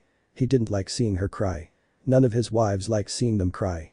The bond he shared with his current and future Sekirei made him feel their emotions, and there were several he didn't like. The brunette's tears hurt him. He didn't like the expression on her beautiful face. "Please don't cry, I don't like seeing you cry," Issei said, gently wiping the tears from the girl's face with both hands. "Smile, you look more beautiful when you smile," Issei said, and she blushed but still smiled. "What's your name?" Issei asked. "Yuzum, and yours?" she asked now. Issei, "Hi do Gremory Issei, but you can call me Ice, Yuzum-chan," Issei said, and she blushed at the affectionate suffix. "First of all, I know what you are," Issei said, surprising her. "You're a Sekirei, I know because you're not my first Sekirei," Issei said, and Yuzum smiled at that. "Ooh, so Ice, you have other Sekirei, you certainly don't waste any time," she said, gently wrapping her delicate arms around Issei's neck. "But let's talk about that later. Right now, I want you to give me wings so I can feel complete, Ice," she said. "Whatever you want, Yuzum-chan," Issei said, smiling. They looked into each other's eyes and kissed, a kiss that demonstrated the feeling that a Sekirei and an Ashikabi feel for each other love. White wings of energy emerged from Yuzume's back and the Sekirei crest formed behind her neck. After 3 minutes they separated and looked into each other's eyes while smiling. Yuzume had tears of happiness because she had finally found her Ashikabi. But the veil of my oath, the nightmare of my Ashikabi will disappear. Sekirei number 10 Yuzume belongs to you now and forever, my beloved Ashikabi, Yuzume said, smiling, and hugged Issei, who reciprocated. After a few minutes they separated, although Yuzume did not let go of Issei's hand, and it wasn't that he minded either. Alright Yuzume-chan, it's time for us to go to your new home, said Issei, and Yuzume smiled, but then she remembered something. Ice, can you come with me somewhere? I'd like to introduce you to someone, Yuzume said with a hint of sadness in her face, which worried Issei. Sure, tell me where it is, but please change that face, I don't like seeing you sad, that beautiful face was made for smiling, said Issei, gently placing his left hand on Yuzume's right cheek, who was happy and blushing at what Issei said to her. She looked at her Ashikabi with love. She knew this man was the one to be with forever. Let's go then, Yuzume said, taking Issei's hands and heading for the elevator. They had to go to Issei's office and use a magic circle. After all, he didn't have to hide anything from his wives, and even less from Yuzume, even if it was recent. Time skip. Hospital Hyamikai. Issei and Yuzume arrived after he explained, while driving his motorcycle, about his past life and how he got here. To say that Yuzume was impressed was an understatement, but she put that aside since she felt great knowing that her Ashikabi was the best in the world. Not only did he have money and was handsome, but he was also someone with a big heart. They talked about Yuzume's friend, a girl named Hidaka Chiho who had been abandoned at the hospital and was suffering from a very harmful disease that was slowly taking her life. Yuzume helped keep her happy and told her how she did dirty work for Higa Izumi, the owner of the hospital, who told her to find Sekirei for him and praised them by force. Issei wasn't angry with Yuzume since she was doing it, so her friend wouldn't die after being kicked out of the hospital. Instead, he was angry with the bratty bastard who thought that because he had his parents' fortune and knew a thing or two about the world he was in, he could do whatever he wanted. Issei told Yuzume that they would take Chiho out of the hospital so she could recover in one of the hospitals he owned, and Yuzume thanked him profusely, practically showering him with kisses. Now they were in front of the hospital and decided to go in. They walked under the watchful eyes and whispers of both patients and hospital staff upon seeing Issei there, as he was considered competition for the Higa family. Issei ignored this and simply followed his wife to where her friend was. Yuzume had permission to enter since it was visiting hours for her friend. A few moments later they arrived at one of the rooms, where they found Chiho connected to several machines that sustained her to prevent her illness from becoming more malignant. She's your friend, right? Issei asked, looking at the sick Chiho. Yuzume approached the young woman who was resting. Yes, he's been here for a long time, but even though I work for him, his treatment hasn't progressed much, and I'm worried he'll die, Yuzume said, gently taking the young woman's delicate hand, who began to awaken at the touch. Yuzume, you came, Chiho said weakly, noticing Issei and blushing slightly at the sight. Who is Yuzume? Chiho asked. Excuse me for showing up like this out of nowhere, my name is Haidu Issei and I am, Issei began. My boyfriend Chiho-chan, the brunette said smiling as she hugged Issei's arm. This pleased Chiho because her friend had someone special. I'm happy for you Yuzume-chan, the girl said with a smile, and Yuzume smiled back. But why is she here? Chiho asked, and Issei smiled. Well, I heard that you're not getting the proper treatment for your illness here, and since you're a very good friend of Yuzume-chan's, I decided I'd take you to one of my hospitals, Issei said, and Chiho's eyes widened in shock. Hospitals? Why? We barely know each other, said Chiho. Well, Yuzume told me what happened to you, and I was upset to learn that you weren't receiving proper care, especially since this is a hospital with the resources. But seeing as your treatments are expensive, and it seems what Yuzume-chan told me is true, they're not paying your hospital bill, I arranged for you to be transferred to one of my hospitals. There, you'll receive the appropriate treatment from our doctors. And don't worry about the cost. You'll be treated like family, so you don't have to worry, Issei said. Chiho looked at him. She saw this man who was practically giving her a new opportunity to recover from her illness without asking for anything in return. Is it true? Sniff, he's not lying, Chiho asked, tears streaming down her face. No, I'm not lying. I gain nothing by lying. The reason I'm doing this is because I won't feel good knowing about your situation and not having done anything. I have a son your age and I wouldn't want to see him like this. I know you don't have anyone to take care of you, but that will change now. So let me take care of some things and I'll request your transfer immediately, Issei said, stepping behind a curtain that would shield Chiho from the sun's rays. Yuzume smiled with great affection. Her Ashikabi, Chiho, was happy and crying silently. No one had ever cared for her so much, only her parents, and since their deaths, she had felt alone. Yuzume approached and hugged her friend affectionately, happy to know that she might recover from her illness. I'm happy Chiho-chan, now you can recover properly, Yuzume said. All thanks to Hayato-san, and to you, I thank you all so much for this, Chiho said while crying and hugging Yuzume. Everything was fine, they were happy, Issei was talking to someone and was serious, but not everything is always good, why? Well. So you're back, huh? Asked a man's voice. It was Higa Izumi, wearing his typical white suit, followed by his assistant and one of his Sekirei in case of any problems. It's good that you're here. I need to talk to you about. He didn't finish speaking because he was interrupted by Yuzume, who looked at him with annoyance. I won't work for you anymore, Higa, so forget about asking for stupid things. I'm fed up with attacking other Sekirei for your convenience, Yuzume said angrily. Higa didn't take this well, as he was frowning. How dare you speak to Higa-sama like that? 18 Ichiya shouted angrily, but Higa raised a hand to silence her. Higa looked at Yuzume seriously and thought about threatening her as always, not knowing that this would be his biggest mistake. So that's how it is, huh? Aren't you afraid of what might happen to your friend? You know it's thanks to me that she's still in this hospital. Otherwise, she'd be out there dying, Higa said without remorse. This angered Yuzume, who glared at him with hatred. Don't look at me like that, you stupid creature. So either you do what I tell you to do, or she didn't finish because. What, you little shit? Issei's monotonous voice called out, coming from where he'd been making his call. Issei had heard Higa's last words, and it infuriated him. You'd better choose your words carefully next time you talk to Yuzume-chan, you little shit, or you'll be in big trouble, Issei said seriously. Higa was surprised that Issei was there, but even more so when he learned that he was Yuzume's Ashikabi. Otherwise, he wouldn't have been so angry. Higa wasn't afraid of anyone, and Issei was no exception. But what Higa possessed in intelligence he also possessed in recklessness and overconfidence. He had no idea that Issei had enough power to sink all his companies and leave his family in ruin.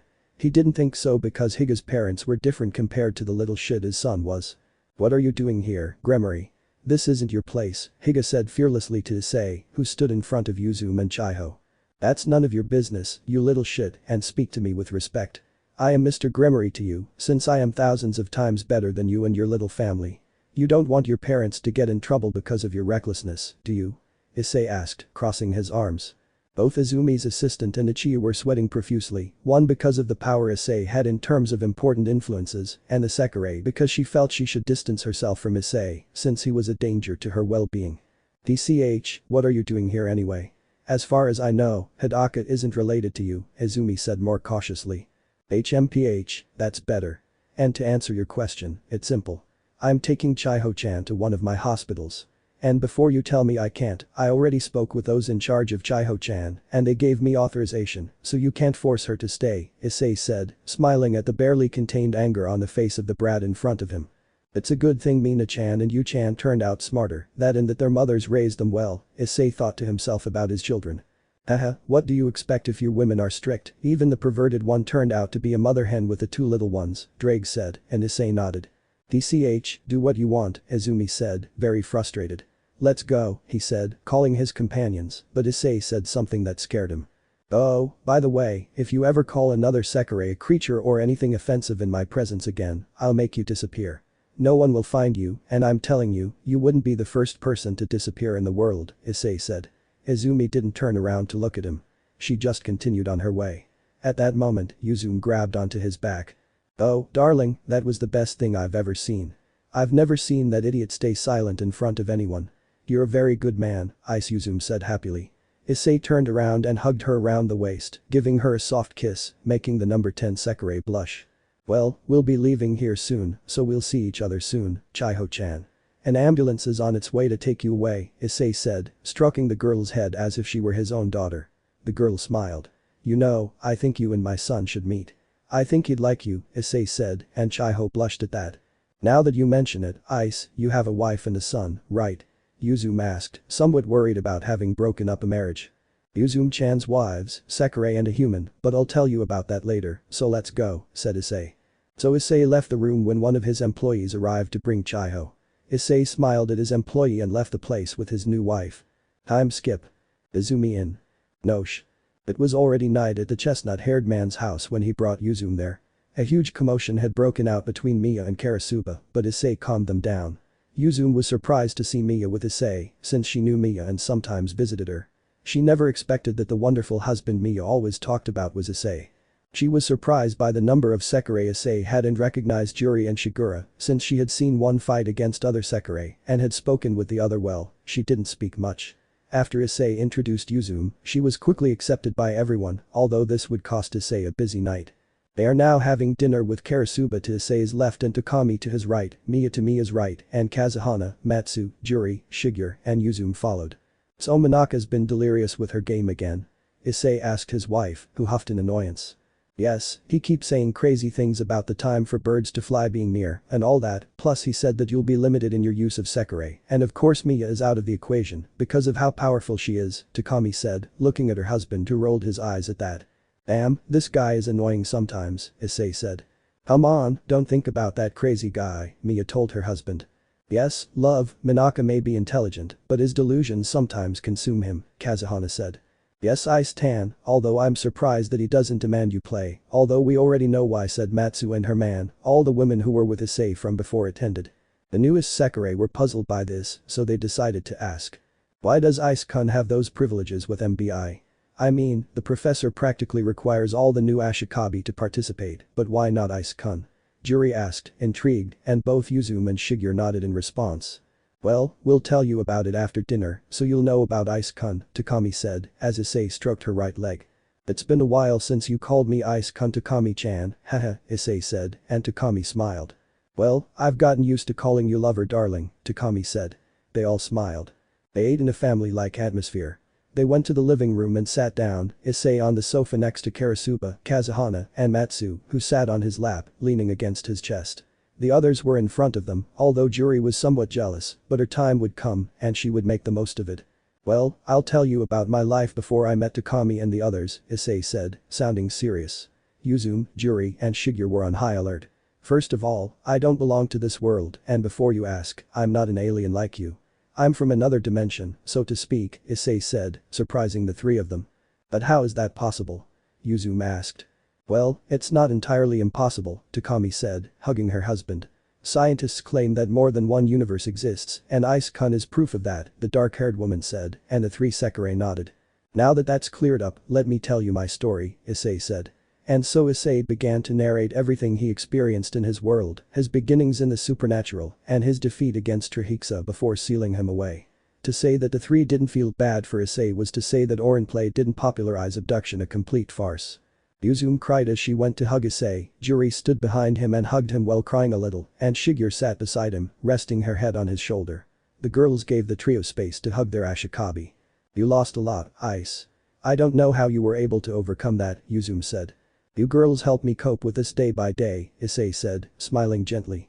I swear to give you enough love, Ice-kun, Juri said as she hugged Issei's head. I won't leave you alone ever, Shigure said. I love you girls, thank you for those words, Issei said, and they all smiled. They were peacefully relaxing when someone knocked on the door. Miya got up to answer it. Who could it be? Matsu asked. Now we'll know, said Kazuhana, who slipped in to sit on Issei's lap, who had wrapped his arms around the Hexi Sekirei's waist. Look who came to visit, said Miya, who came with a sweet smile alongside a member of the family who lived separately, the eldest son, Minato Hayadu. Ara, Mina-chan, welcome, Matsu greeted her stepson. Hello son, how are you? Issei greeted, getting up to hug his son, who smiled as he returned the hug. But Issei noticed two girls behind his son. Oh, it seems my son has the touch, he thought, but upon sensing their abnormal power, he knew exactly who they were. Hello, father, mothers, although it seems there are three more people here, said Minato, looking at Juri, Shigure, and Yuzume, who looked at him. Nice to meet you, I'm Minato Hayadu, his eldest son, Minato greeted his new mothers. Oh, so you're Ice-kun's son. We're all his new girlfriends. I'm Juri, this is Shigure. Juri greeted, pointing to Shigure, who nodded with her monotonous expression.